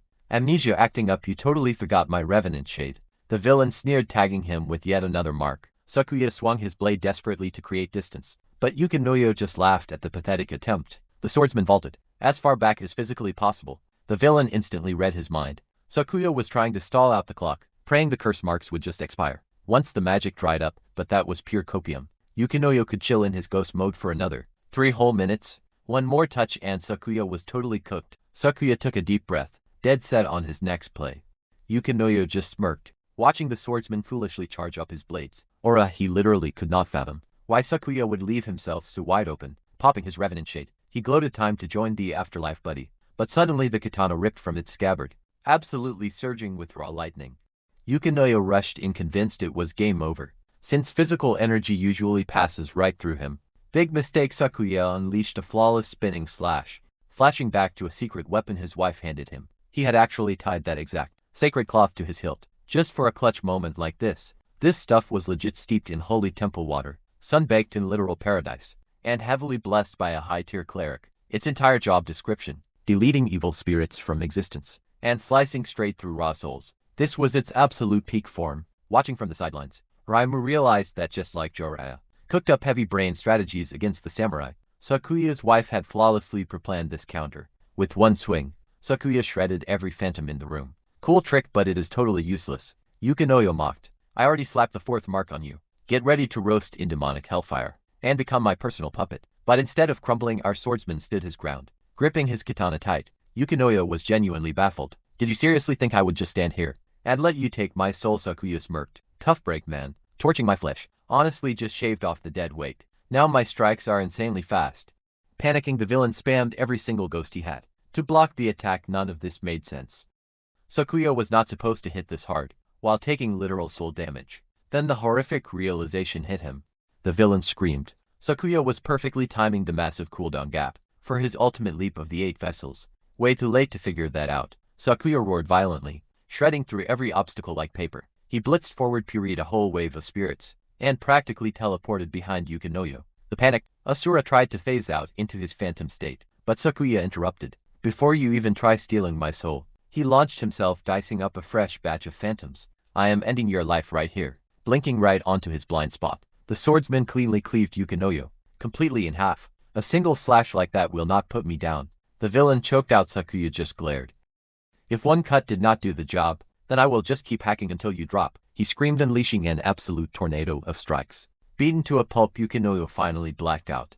The swordsman clicked his katana back into its sheath. That is a wrap. Meanwhile, outside the arena, Makai was literally frying some random dude with high voltage, having completely wiped the floor with his opponents. He muttered what an embarrassment to the Asura name. He then signaled for Sora to hurry up, complaining that this whole event was getting massively boring. Back inside the ring, the crowd was going absolutely wild for Sakuya. Jiro was hyping him up like crazy, but the monk's face dropped. No.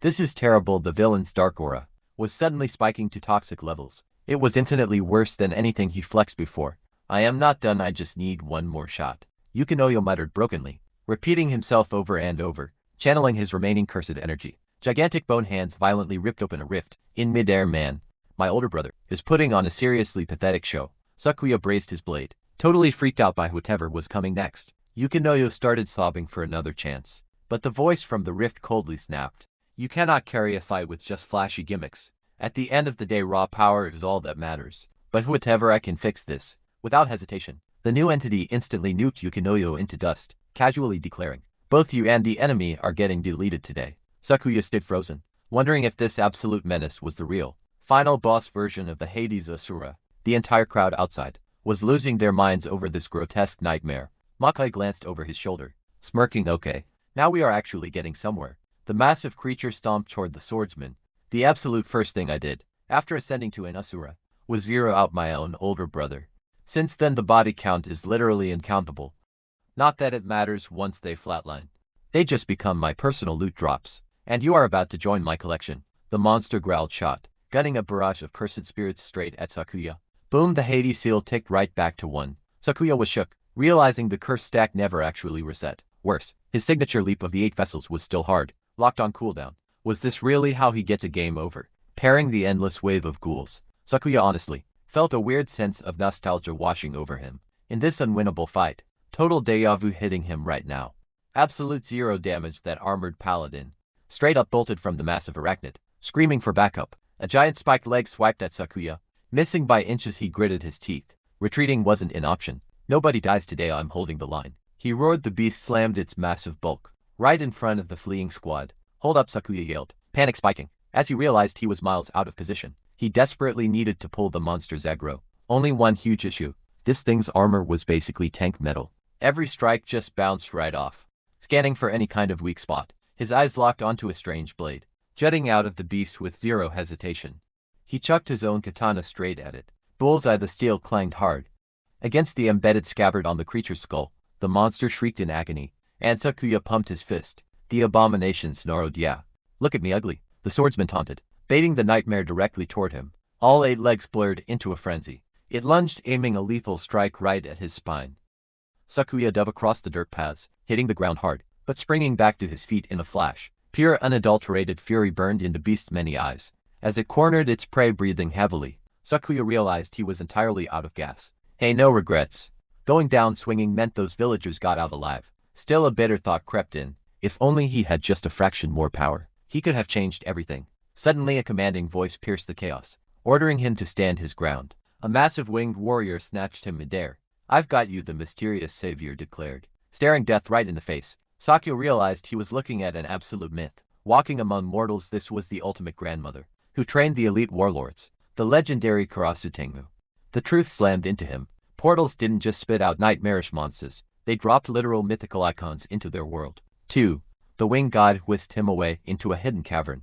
Catching his breath, Sakuya dropped a massive thank you, before asking who exactly he was dealing with. The ancient spirit didn't waste any time, dropping his lore. Turns out, a fallen general had one final request, before crossing over now. Karasu was hunting down a worthy soul, to carry on that warrior's legacy. The vessel for that legacy, a mythical god-tier katana known as the Komojiri, and that giant 8-legged freak outside. It was a chaotic yokai, accidentally revived by the sword's raw power. Blinded by pure rage, the beast had ambushed Karasu.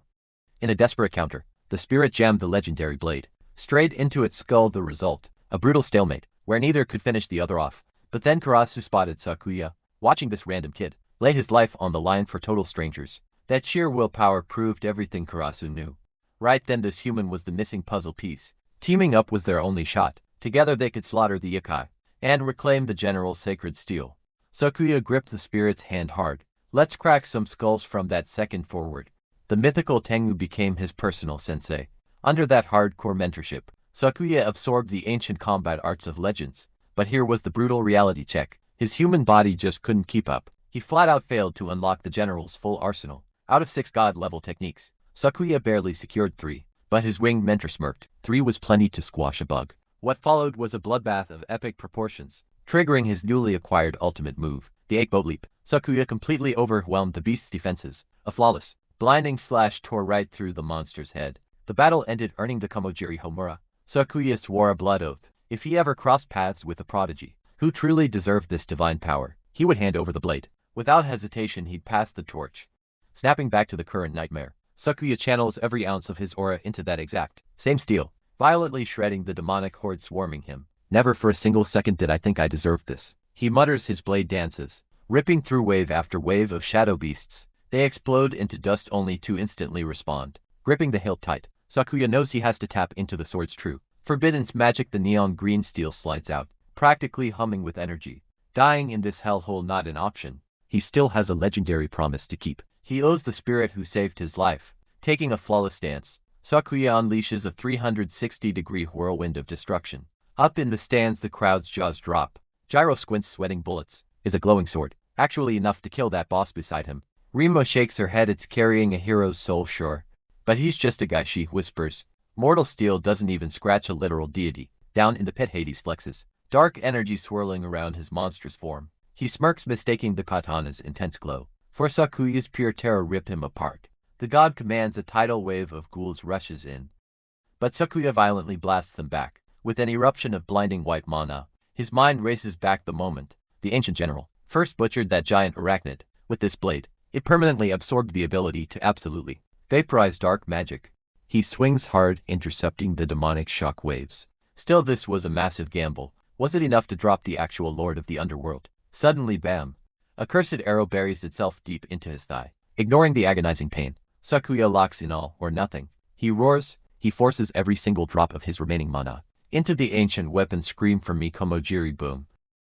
Dozens of razor-sharp wind blades explode outward, completely shredding the front line of ghouls. The demons brace for a weak hit, only to get instantly atomized. The arena itself starts cracking under the sheer pressure of Sakuya's tornado slashes. Hades raises an eyebrow, respecting the hustle, but the dark god just casually conjures a massive transmutation glyph. Cute effort, still garbage compared to me, he taunts. Sakuya goes all in with a devastating uppercut swing, crashing his raging tempest straight into the glowing shield. You seriously think a mortal toy can make a god bleed? Hades bellows as the arena shakes. He's about to vaporize every last ounce of hope. A razor-sharp gale tears toward the mystic rune, while Hades narrows his glowing eyes, totally clueless about the high-pitched ringing filling the air. Remu slaps his hands over his ears, and the rest of the crew instantly follows suit. Suddenly, a massive web of cracks splinters across one of the glowing alchemy rings. Even the god of the underworld himself has to block out the deafening screech, watching helplessly as his devastating strike completely fizzles out. Sakuya smirks, flexing that, while the bony creep might tank the physical slice of the Kumogiri Himaru, dodging invisible sonic shock waves is literally impossible. He launches himself forward like a bullet. The legendary blade lives up to its hype, roaring through the air with the vicious snarl of a wild beast. That sonic roar absolutely scrambles the brain's motor skills. Hades is already stumbling, leaving his guard wide open for a savage counterattack. The underworld king scoffs, realizing the auditory trick was meant to lock him down, but popping off now. Huge mistake. Thanks to his god tier status, the sword's 20-second stun gets violently nerfed, down to a mere 10 seconds. Hades thrives on that false sense of security, waiting for the exact millisecond his prey gets cocky.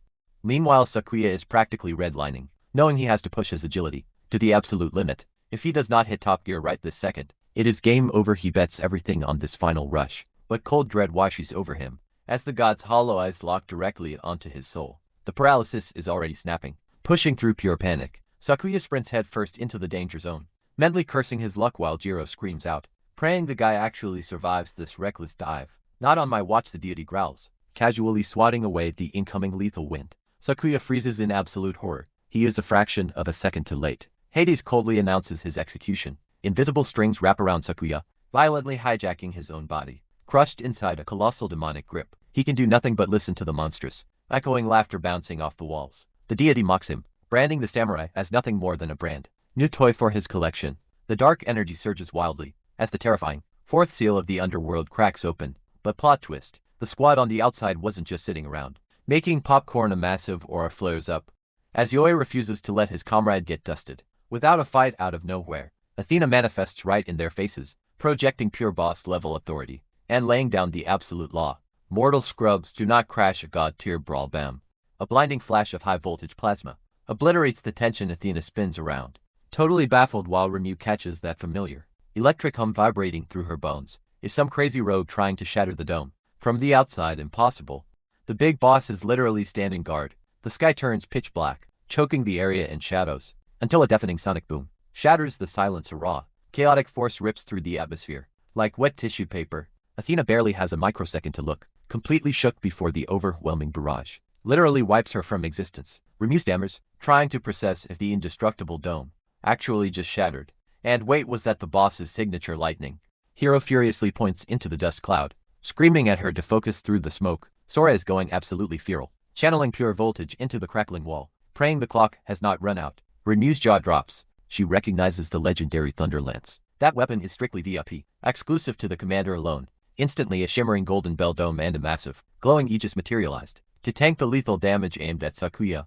Shusench hypes the squad up, yelling that the glass is officially broken, and it is time to jump in. Yui completely backs the play, shouting that they are staking everything on this kid. Sora winds up for a second hypercharged pitch. Eat this, you overgrown fossil. He unleashes a blinding spear of pure electricity straight at the underworld boss. Hades spits out a furious curse. He aggressively taunts the boy, bragging that shattering some glass does not change reality. His old man is already dancing on the god's twisted strings. A massive bedrock pillar violently erupts, right under Sora's boots, giving him the ultimate launchpad. Gyro screams at him to blast off, and our boy shoots him a quick nod of respect before launching into the sky. Diving straight at the colossal skeletal limb, he creates a blinding flash. The deity barely gets out, a confused grunt before his massive arm gets surgically sliced clean in half. The god recoils, clutching his severed stump in absolute shock, while Sakuya plummets to the dirt, still trapped in the amputated claw. The entire battlefield goes dead silent, as the samurai violently forces the dead giant's fingers open. Coughing up blood, he hits them with the hardest line. Nobody checks out of this life unless he signs the permission slip. The crippled deity loses his mind, shrieking insults at the absolute audacity. Sora mentally tips his hat to his dad for surviving the impossible. But honestly, this giant, bony cosplayer is not even the main boss right now. The actual red flag is the mysterious powerhouse, casually dropping nukes from outside the cage. Out of all the nightmarish monsters he fought since crawling out of the abyss, this unknown sniper is easily the most cracked. Enter Makoy, dropping onto the scene with zero hesitation. But things are seriously sketchy. His high-voltage nuke inexplicably did 0 damage to the target. Even crazier, the enemy basically parried the insane electric surge, like it was a minor static shock. The math absolutely was not mathing. Sparks and stray plasma bolts are literally chewing up the terrain. Sora aggressively shakes his head. Getting lost in his own thoughts during a death match is a one-way ticket to the grave. Step 1. Absolutely fold the guy standing right in front of him. Makoy flashes a twisted, hyped-up smile at the chaos, while Hero desperately screams his name. Across the wasteland, Hero declares open season, with the magic cage shattered into pixels. Those ridiculous fighting restrictions are officially tossed out the window. He immediately starts trash-talking, the shiny-headed enemy revving up his engines. He launches back into the meat grinder for round 2. Hanging back, Remu furrows her brows, super suspicious as to why her notoriously strict commander is just watching the show. Since Hero is basically going feral right now, it all clicks. The big guy is deliberately using this absolute bloodbath as a twisted stress test for the new kid's potential. No way is she letting the boys have all the fun. She manifests her heavy-duty buckler in a flash of light and aggressively barks out Iwagai's name. Across the crossfire, she roasts him for chilling on the sidelines. Like some spectator, Iwagaya shoots back an icy glare, telling her to stay in her lane, while dropping some edgy lore about how true phantom killers always lurk in the shadows until the exact millisecond to secure the kill. Not having any of it, Raimu snaps at Shiraya, roasting him for whining about a missing limb and ordering him back into the trenches. The one-armed warrior scoffs aggressively, stating he didn't need a cheerleader to tell him to do his job. His terrifying aura violently flares up around his surviving fist, dropping a bone-chilling line about death coming to collect its dues. He vaults straight into the madness. Meanwhile, a swarm of shadowy ghouls aggressively zeroes in on Sora's position. He tosses the ultimate responsibility of guarding his dad to the veteran, getting a solid thumbs up from Jiro. Unleashing pure kinetic force into the dirt, he violently erupts, a massive bedrock fortress right behind his spine. Now totally off the leash, Sora cracks his knuckles. His mind goes to a very dark place.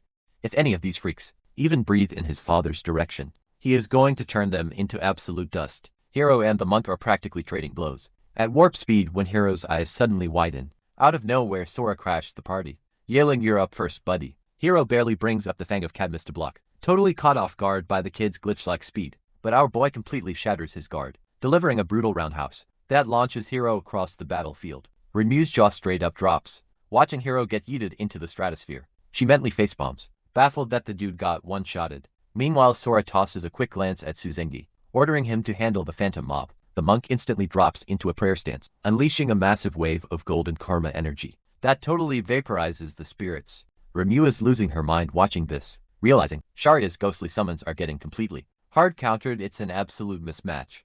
Desperate, she hurls her heavy-duty Valkyrie shield straight at his dome, but Sora, he just snatches it out of the air one-handed. Panicking, Remu rushes in blade first, internally screaming because squaring up against this absolute menace is the last thing she wants. But she's out of options before her sword even connects. Sora parries her arm with a flick of his wrist and instantly counters with a devastating hook to her jaw. He doesn't hold back, unleashing an absolute beatdown on her, barely clinging to consciousness. Raimu desperately wonders why their boss is just standing there watching. Makoy just lets out a heavy sigh, roasting his own squad for being trash and loudly questioning if they completely forgot they're heavily nerfed by a curse. Right now, deciding to end things himself, he smirks, dedicating his next lethal strike to Mukushima's wife. Spotting the blinding sphere of destruction forming in his hand, Suzengi's blood runs cold. Realizing the target is none other than Yoi, he knows jumping in front of that apocalyptic nuke is practically suicide. But with zero alternatives on the table, he forces his Dharma eyes wide open. He frantically pushes his limits, desperate to manifest his ultimate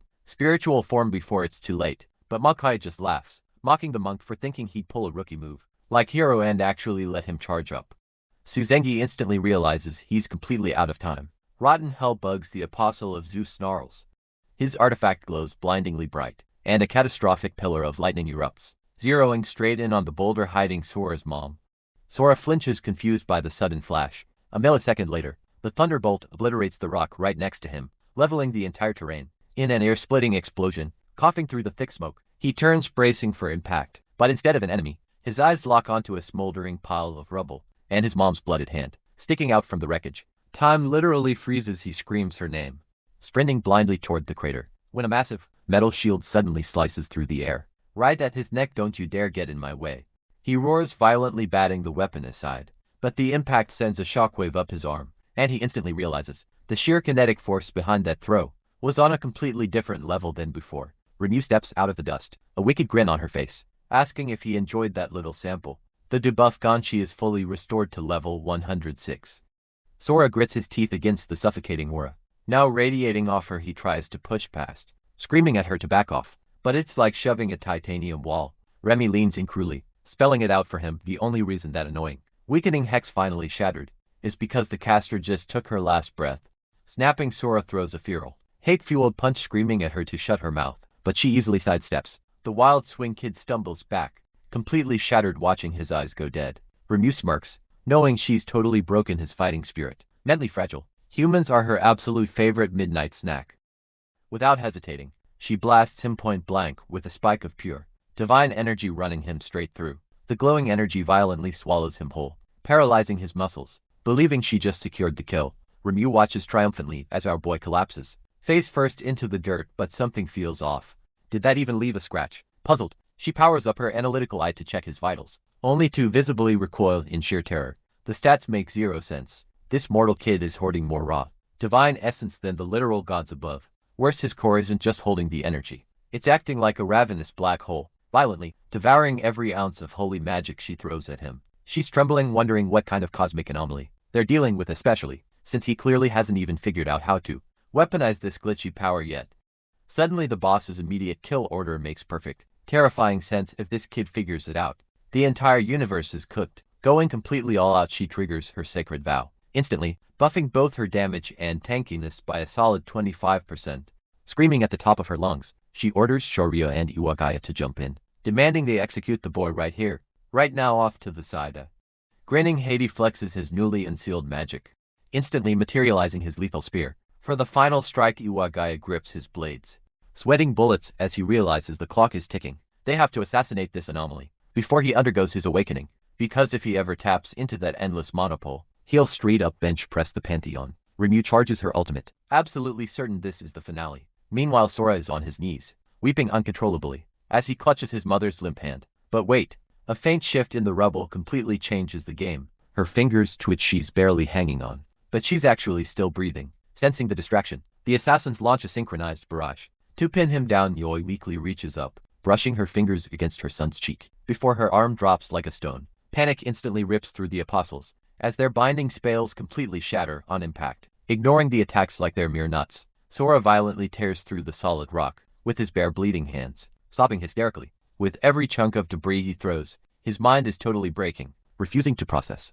the nightmare unfolding in front of him. Staring down at the crushed, lifeless forms of the people who raised him, he's utterly paralyzed by grief. With her absolute final ounce of strength, his mom cups his tear-stained face, whispering for him to stop digging. Choking on his tears, he screams that he refuses to let them go, flashing a tragic broken smile. She begs him to leave them behind and run. She tells him his childhood ends today, and he has to forge his own destiny from now on, promising that their spirits will forever have his back. Spotting the emotional distraction, Iwagaya realizes this is his perfect window. The assassin completely vanishes, lunging from the shadows with a poisoned dagger, hissing for the kid to drop dead. The lethal tip is literally an inch from Sora's neck, but then the boy turns his head.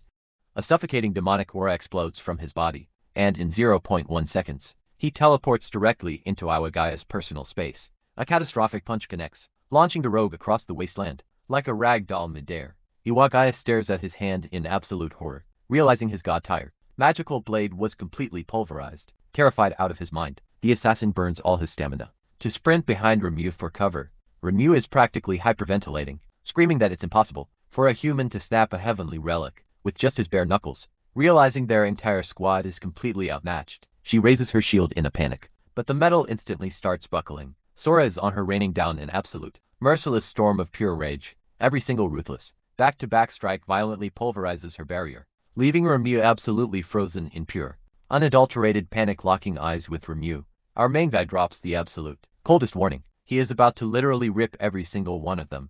It clicks, he's literally soaking up their divine energy, leveling up in real time without hesitation. Our guy launches her across the battlefield. She shrieks at the crew to cut off their mag, but Sora is already blurring toward her. It's too late, his speed is absolutely cracked. Dodging isn't an option. The impact sends her rocketing through the air, like a rag doll. Watching this go down, Iwagaya is low-key terrified. Realizing they aren't fighting a human, they're fighting an absolute unit. Sora's eyes lock onto Iwagaya next. He closes the distance in a flash. Panic sets in for the rogue. How the hell did this kid spot him? It shouldn't be possible. Not only is Sora leeching their aura, but he also saw right through Iwagaya's top-tier camouflage. Like it was nothing, Hades barks a laugh, taunting Sora for flexing so hard, while making a massive rookie mistake. He calls him out for abandoning his mom, who is literally hanging on by a thread. Just to brawl, Suzumi steps up, declaring he won't let Hades pull any dirty tricks. Suzumi rushes the Dark God, but gets brutally punted away, as Hades tells him to drop dead. Sora screams Suzumi's name, pivoting hard. He rushes the god with pure rage boiling in his veins. Off to the side, Iwagaya is practically taking notes, impressed by Hades' ruthless bait. Hades smirks, hook, line, and sinker. He roars at the kid to eat dirt, unleashing a blinding massive wave of hellfire. Right at him, Sora curses as the heat hits. As the dark smoke billows, Hades watches, waiting to see a charred corpse. But as the dust clears, our boy is still standing. Shields up, Hades just grins. If the kid wants to absorb magic, he's gonna feed him until he explodes. He unleashes another massive volley of infernal flames. Watching from afar, Remue facepalms, realizing that Bozo is basically just handing Sora free XP. Magic is useless, throwing hands is useless. They know this, and Sora knows this. He mocks them, calling their efforts totally pathetic, literally punching the hellfire out of existence. But mid-flex, panic spikes. He catches movement out of the corner of his eye. A barrage of boulders whistling straight toward his mom. Raimu smirks. Sure, she can't blast him directly, but she can definitely infuse boulders with raw aura and snipe them like literal missile strikes. One hit and his mom is gone. Sora screams at the witch, wildly swatting the incoming projectiles away with his bare hands, but the sheer volume is too much. Several jagged rocks slam violently into his body. Seeing him flinch, Reimu rallies the squad, ordering a full-on spam attack. It's an absolute meteor shower of debris.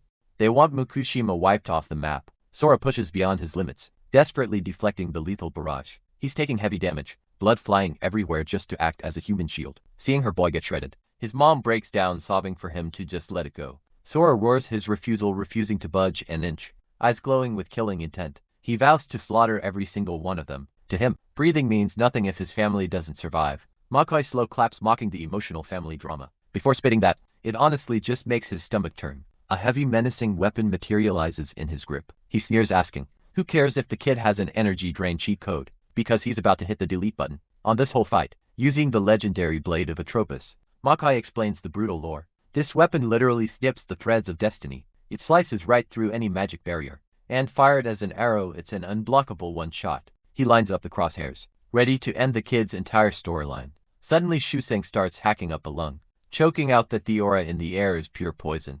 He screams at Sora to dip immediately, but Iwagaya presses a cold dagger against Shusenga's throat, whispering that he really shouldn't be backseat gaming right now. Meanwhile, Sora is still tanking the rock barrage, muscles burning, mind racing as he senses the ultimate threat, locking on tears mixed with dirt on his face. As the fatal strike launches, in that split second his mom calls his name, gently pressing a torn cloth into his palm, whispering her final heartbreaking goodbye. Then boom, the thunder strike vaporizes her. Makai just watches coldly, as his devastating arrow levels the entire arena into a smoking crater. A cold system prompt echoes. The sacrifice to Zeus is locked in. The pantheon is hyped. Makai drops to the rubble. As Reimu nervously questions if the monster is finally in the grave, Makai brushes it off. Zeus gave it a 5-star rating, and honestly they have bigger fish to fry. Every top-tier guild is going to view this nuke as a formal declaration of war. They need to brace for impact. Cut to a completely different spot on the map. A body splashes heavily into freezing water. Sora sinks into the dark depths of a massive, jagged underground cavern. A rough-looking soldier drags his soaking, bruised body onto dry land. Sora's mind is a blurry mess. Is he a ghost? What server is this? and a crushing panic hits. Where are his parents? He whispers broken pleas, begging the universe not to take them away. His eyes snap open, gasping for air. The grizzled soldier looks down, noting the kid is finally back online. Sora chokes on his own tears, repeating that he was supposed to be their shield. The veteran just scoffs, telling him to dry his eyes. Grown men don't leak like that. He calls it weak, blinking through the blur.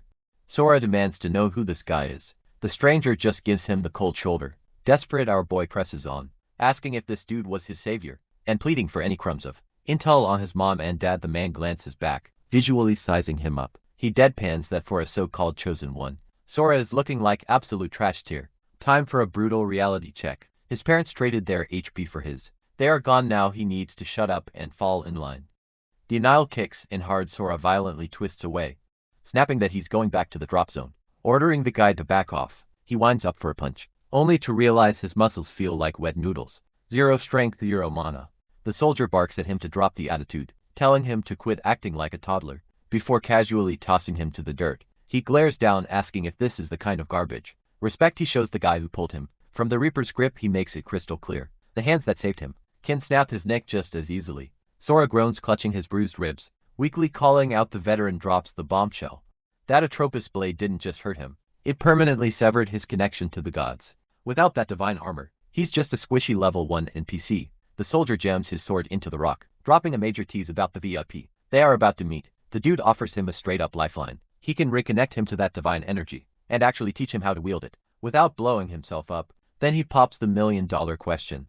Are you coming or what? Sora's knuckles turn white from gripping his fist so hard, absolutely fuming, but he swallows his pride. He locks eyes with the soldier, grabs his hand and locks in. He's down for the ride, but the soldier hits him with a harsh reality check, telling him not to get it twisted. He isn't some knight in shining armor. From this second forward, they are straight-up ops. He tells the kid to stay paranoid and watch his back, but right before things escalate, a random voice echoes through the area, begging them to hold up. The soldier instantly snaps his head back, demanding to know who's lurking in the shadows. Enter Suzengi. The guy steps up, stating straight facts. There is zero chance he's letting the kid of his fallen best friends walk away with a total stranger. A genuine smile finally breaks across Sora's face the second he recognizes the monk, but the vibe gets heavy fast as Suzengi bows his head, completely guilt-ridden for failing to keep the boy's father breathing. The monk confesses he only made it out alive through pure dumb luck. The shockwave from that massive strike literally launched him deep underground, but now that he's breathing, he swears on his life to honor the promise he made to Sora's parents. He glares daggers at the soldier,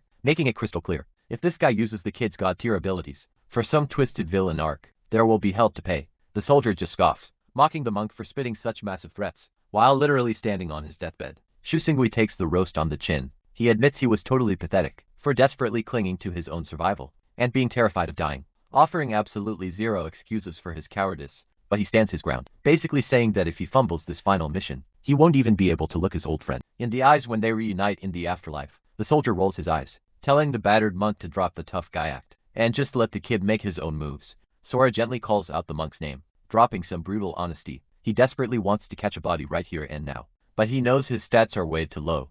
So if becoming someone's pawn gets him his ultimate revenge, he is totally down for it. He officially locks in his choice to leave with the enemy. Suzengi reads the intense resolve in the kid's eyes, and totally gets it with a heavy sigh. He calls out to Sora, realizing he has to let him cook. He steps aside, refusing to block his path. But before they bounce, the monk hands over an absolutely sick katana, revealing it's the final heirloom, left behind by his mom and dad. The second saw his fingers wrap around the hilt. The energy is undeniable. He zeroes in on the blade, instantly recognizing the familiar aura of his parents, pulsing through the steel, but he senses something way deeper lurking inside it. Suzengi catches his reaction, and asks if he can sense the juice. He drops some heavy lore. This isn't just any blade. It's an ancestral relic, passed down through a massive lineage of absolute legends. It literally downloads and stores the memories of every single warrior who ever swung it, even if that feature stays dormant most of the time. Sora is mind blown, muttering about a sword that actually remembers its masters. The monk nods, adding that his dad Yohei had complete faith the boy would one day be worthy of its power, basically making it his birth. Right now our boy thinks to himself that unlocking this thing might actually require some insane future sight abilities. The soldier impatiently cuts in, asking if this dramatic soap opera is finally wrapping up, and Sora gives him the green light. Deep down, he can't help but complain about his crazy RNG. It seriously feels like he's just pinballing from one massive, chaotic disaster straight into another. Like bro, just barely pulled off a great escape, managed to reunite with his folks, and now he's instantly getting dragged off to some unknown location. Again, he's questioning his entire trajectory right now, totally clueless about what kind of insane boss fight is waiting at the finish line. The trio then starts trekking deeper into the pitch black cavern. Shusingui is completely shook, marveling at how a subterranean space this ridiculously huge even exists. Meanwhile, the soldier is just incredibly annoyed, demanding to know why the hell the boomer monk is still third wheeling them. The monk claps back smoothly, claiming he's just tagging along to play bodyguard for his fallen friend's kid. That response instantly triggers the soldier's temper. Guy snaps, pointing out the obvious. They could literally wipe the floor with him right now, if they felt like it, so playing the protector role is a complete joke. But Shusingui shakes his head, saying he's missing the point. Confused and ticked off, the soldier demands to know what kind of delusional protection he's talking about. Shusingui stares him down, and deadpans that he's fully ready to use himself as a meat shield. He rants about how Yohei used to constantly preach about trusting the process and following the master plan for a guaranteed win. But looking around at this absolute bloodbath, that strategy clearly tanked. The monk is officially done with all this cryptic prophecy garbage from here on out. The only thing he's betting his chips on is his own raw willpower to stay breathing. Sora shoots him a nervous side-eye, clearly stressed about the vibes. The soldier just shrugs it off, basically telling the monk he can tag along. But the second they step into the god's arena, he better stay completely sidelined. Our boy zones out, staring into the abyss, letting his mind wander. Suddenly, his mother's final words hit him like a truck, her insisting that as long as he made it out alive, they caught the ultimate W. It hits him that maybe this chaotic survival route was exactly the endgame his mom was praying for. Meanwhile, Shuzangi changes the subject, bringing up this supposed deity, locked away in the underground setup. He calls out the soldier, questioning if this entity actually packs legitimate god tier stats or if it's just pure hype and cap. The soldier scoffs, visibly offended by the disrespect. He snaps back that the monk is about to find out the hard way, promising that the absolute millisecond he lays eyes on this being, every single doubt will be completely vaporized. Suddenly, Sora's danger sense goes totally crazy. A massive pressure drops on the room, making him sweat and wonder what kind of insane cosmic boss this guy is actually hyping up. The soldier steps right up to the threshold, declaring with dead seriousness that they are about to stand before a name that you absolutely do not mess around with. Cutting the chit-chat, he announces they finally hit the destination. Sora's jaw drops at the massive scale of the boss room. Without missing a beat, the soldier raises a hand, intensely focusing his mana. He dramatically announces that he's using the raw flames in his palm as an offering to summon the deity. Instantly, crackling waves of pure divine energy start manifesting right in thin air. A crazy glowing sigil of 3 overlapping triangles flashes into existence, triggering the colossal stone doors to grind open. The soldier gestures for Sora to step inside alone, dropping the bombshell that the monk just got denied entry by the VIP list. Shuzingi is forced to chill on standby in the hallway. Before the kid steps through, the monk gives him one last serious reality check. Do not underestimate whatever is lurking in that cavern. He warns that the kid's internal mana is basically a walking cheat code, and this shady god will absolutely try to hijack it. Sora gives a tight nod, locking in, before the soldier barks at him to hurry up and move. Standing right on the edge of the absolute unknown, the soldier gives him the final push. He tells the boy to step into the darkness, because the literal god of deception and flames is ready for his audience. Sora chews on that super sketchy title for a second, but honestly he decides he couldn't care less if this celestial being wants to team up, manipulate him, or treat him like a disposable battery, because at the end of the day, our boy plans on being the one holding the controller. With pure ice in his veins, he breaches the room, taking the steps down into the shadows, without a single flinch. Suddenly, a massive, glowing magic circle boots up right under his sneakers. As the kid snaps his eyes downward, the sheer shockwave of god-level energy violently rips through the cave, hitting Shuzangi outside like a localized earthquake. Sora stared straight up at a colossal entity, towering over a massive throne. He didn't even break his stride. Asterisk, this guy is an absolute unit times. He thought we're all deities, this towering lord of lies and hellfire.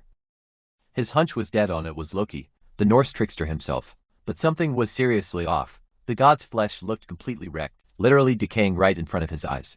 Like a walking corpse, Loki's massive eyelids peeled open. Took you long enough, the god rumbled. But a split second later, the deity was completely caught off guard. This kid wasn't shaking, not even a flinch. He was locked in a dead stare. Realizing he wasn't dealing with your average mortal, Loki cut straight to the chase. Looking for payback for your dead family. Sora didn't skip a beat. That is the whole reason I'm standing here. The trickster explained that his artifact was the only thing keeping his godly juice flowing, and patching up that divine connection was going to cost him big time. Sora doubled down, promising to fix that broken link and play along with whatever sick game Loki had in mind. It was exactly the answer the god was waiting for.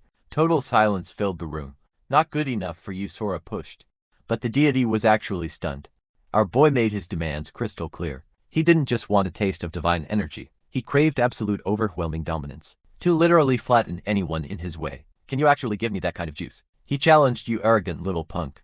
Loki snarled, using invisible gravity to rip Sora through the air, toward him. Who gave you the right to run your mouth like that? The massive god snatched him up in one fist. Even while being crushed, Sora smirked. You dragged me all the way down here, because you are desperate. You are planning to siphon my divine aura, and use it to jumpstart that pathetic, rotting shell of a body. Furious, Loki called him a disrespectful parasite, and tightened his massive grip, nearly crushing his bones. Gasping for air, Sora barked back. Am I wrong? Because if I am off the mark, go ahead, snap my neck and try taking my power by force. Loki scoffed, complaining that the kid had way too much lip. Or maybe you just cannot do it.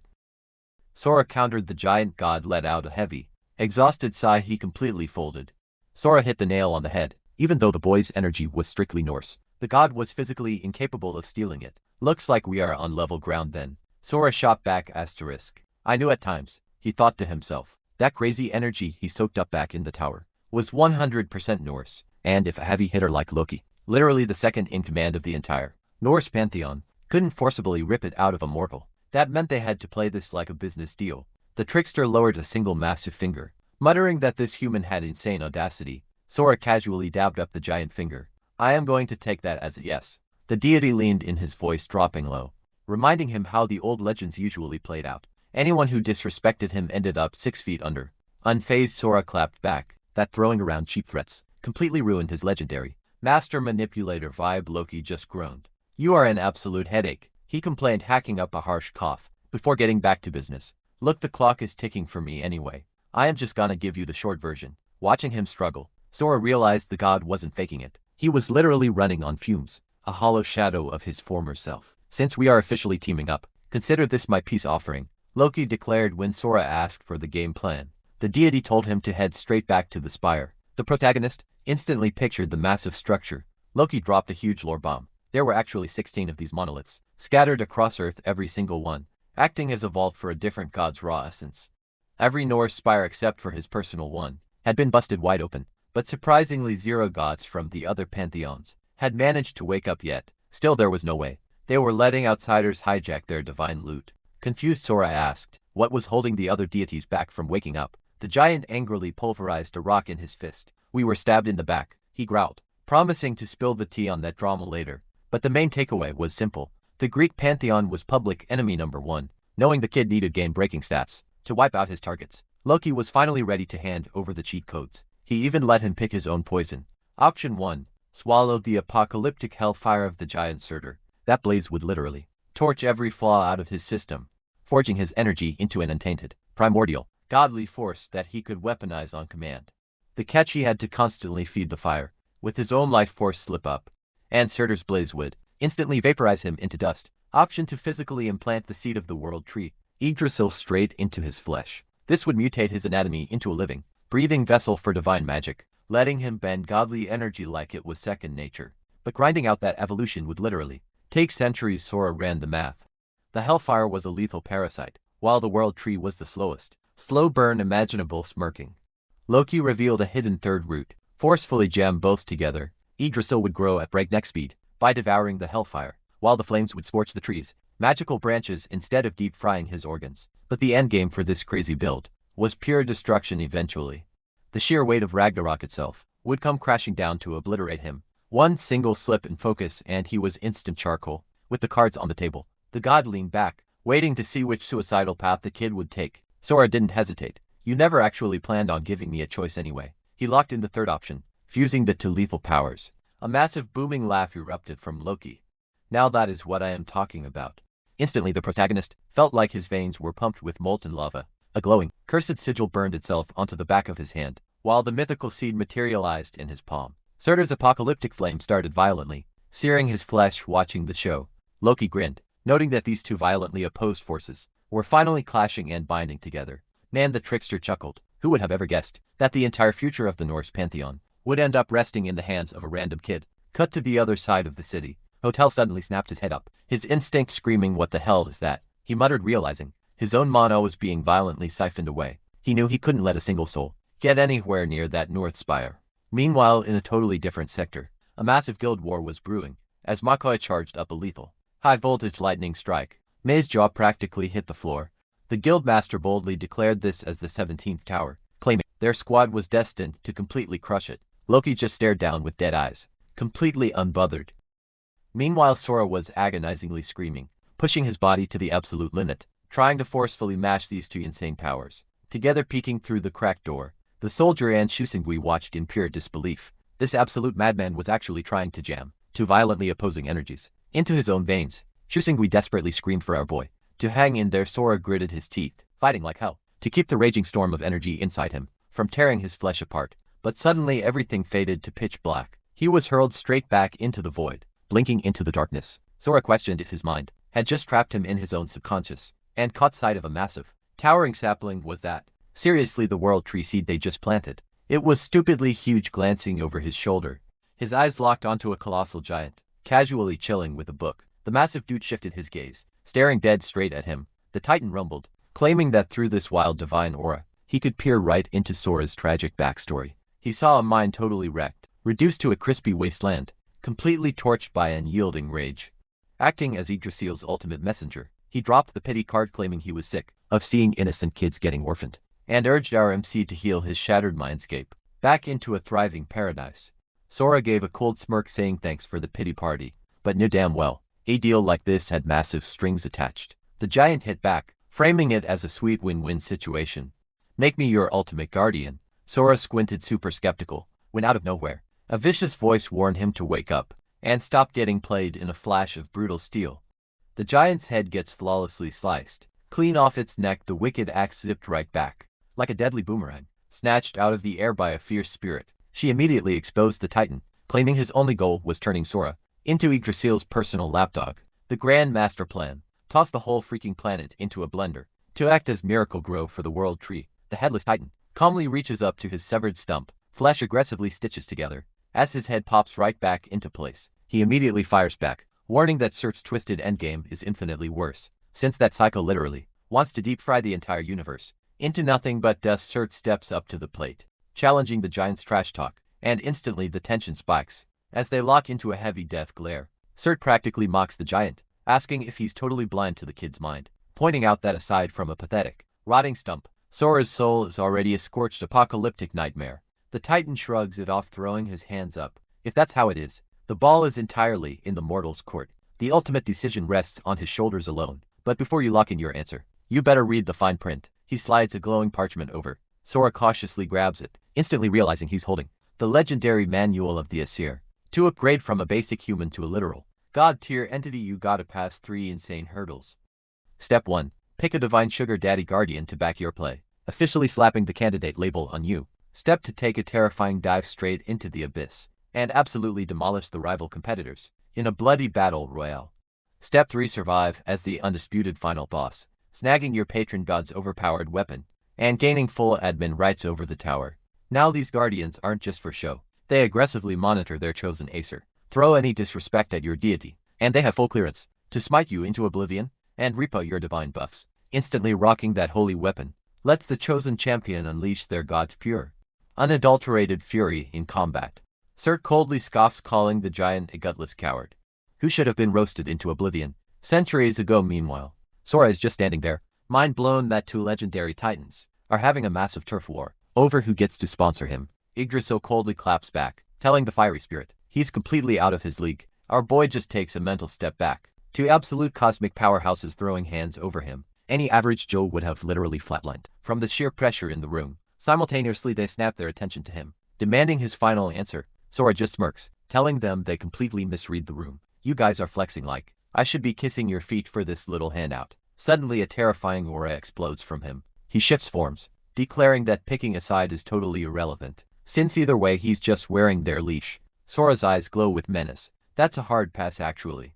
You 2 are gonna be my puppets. I've already hijacked your juice, so drop the god complex right now. Panic sets in as Surt aggressively thrashes, trying to rip himself out of Sora's iron grip, but our MC violently drains his essence like a vampire. Without missing a beat he lunges at Yggdrasil, ruthlessly absorbing its life force too. Wiping his mouth he drops a cold-blooded flex. Moving forward, these so-called gods are nothing more than late-night snacks. Snapping back to reality, his consciousness hits the physical realm. Loki smugly asks who won the bid, internally laughing since it didn't mean jack. Sora was already playing right into his sinister trap, but Sora simply raises his palm, telling the trickster to use his own eyes. There it was, both divine sigils violently stitched together into one. He drops a sarcastic thanks for the boost, and turns his back to walk away. Loki's smugness instantly shatters, staring at the bizarre tattoo. His brain short-circuits. Did this absolute monster actually force merge to opposing god tears into his own flesh? Boom.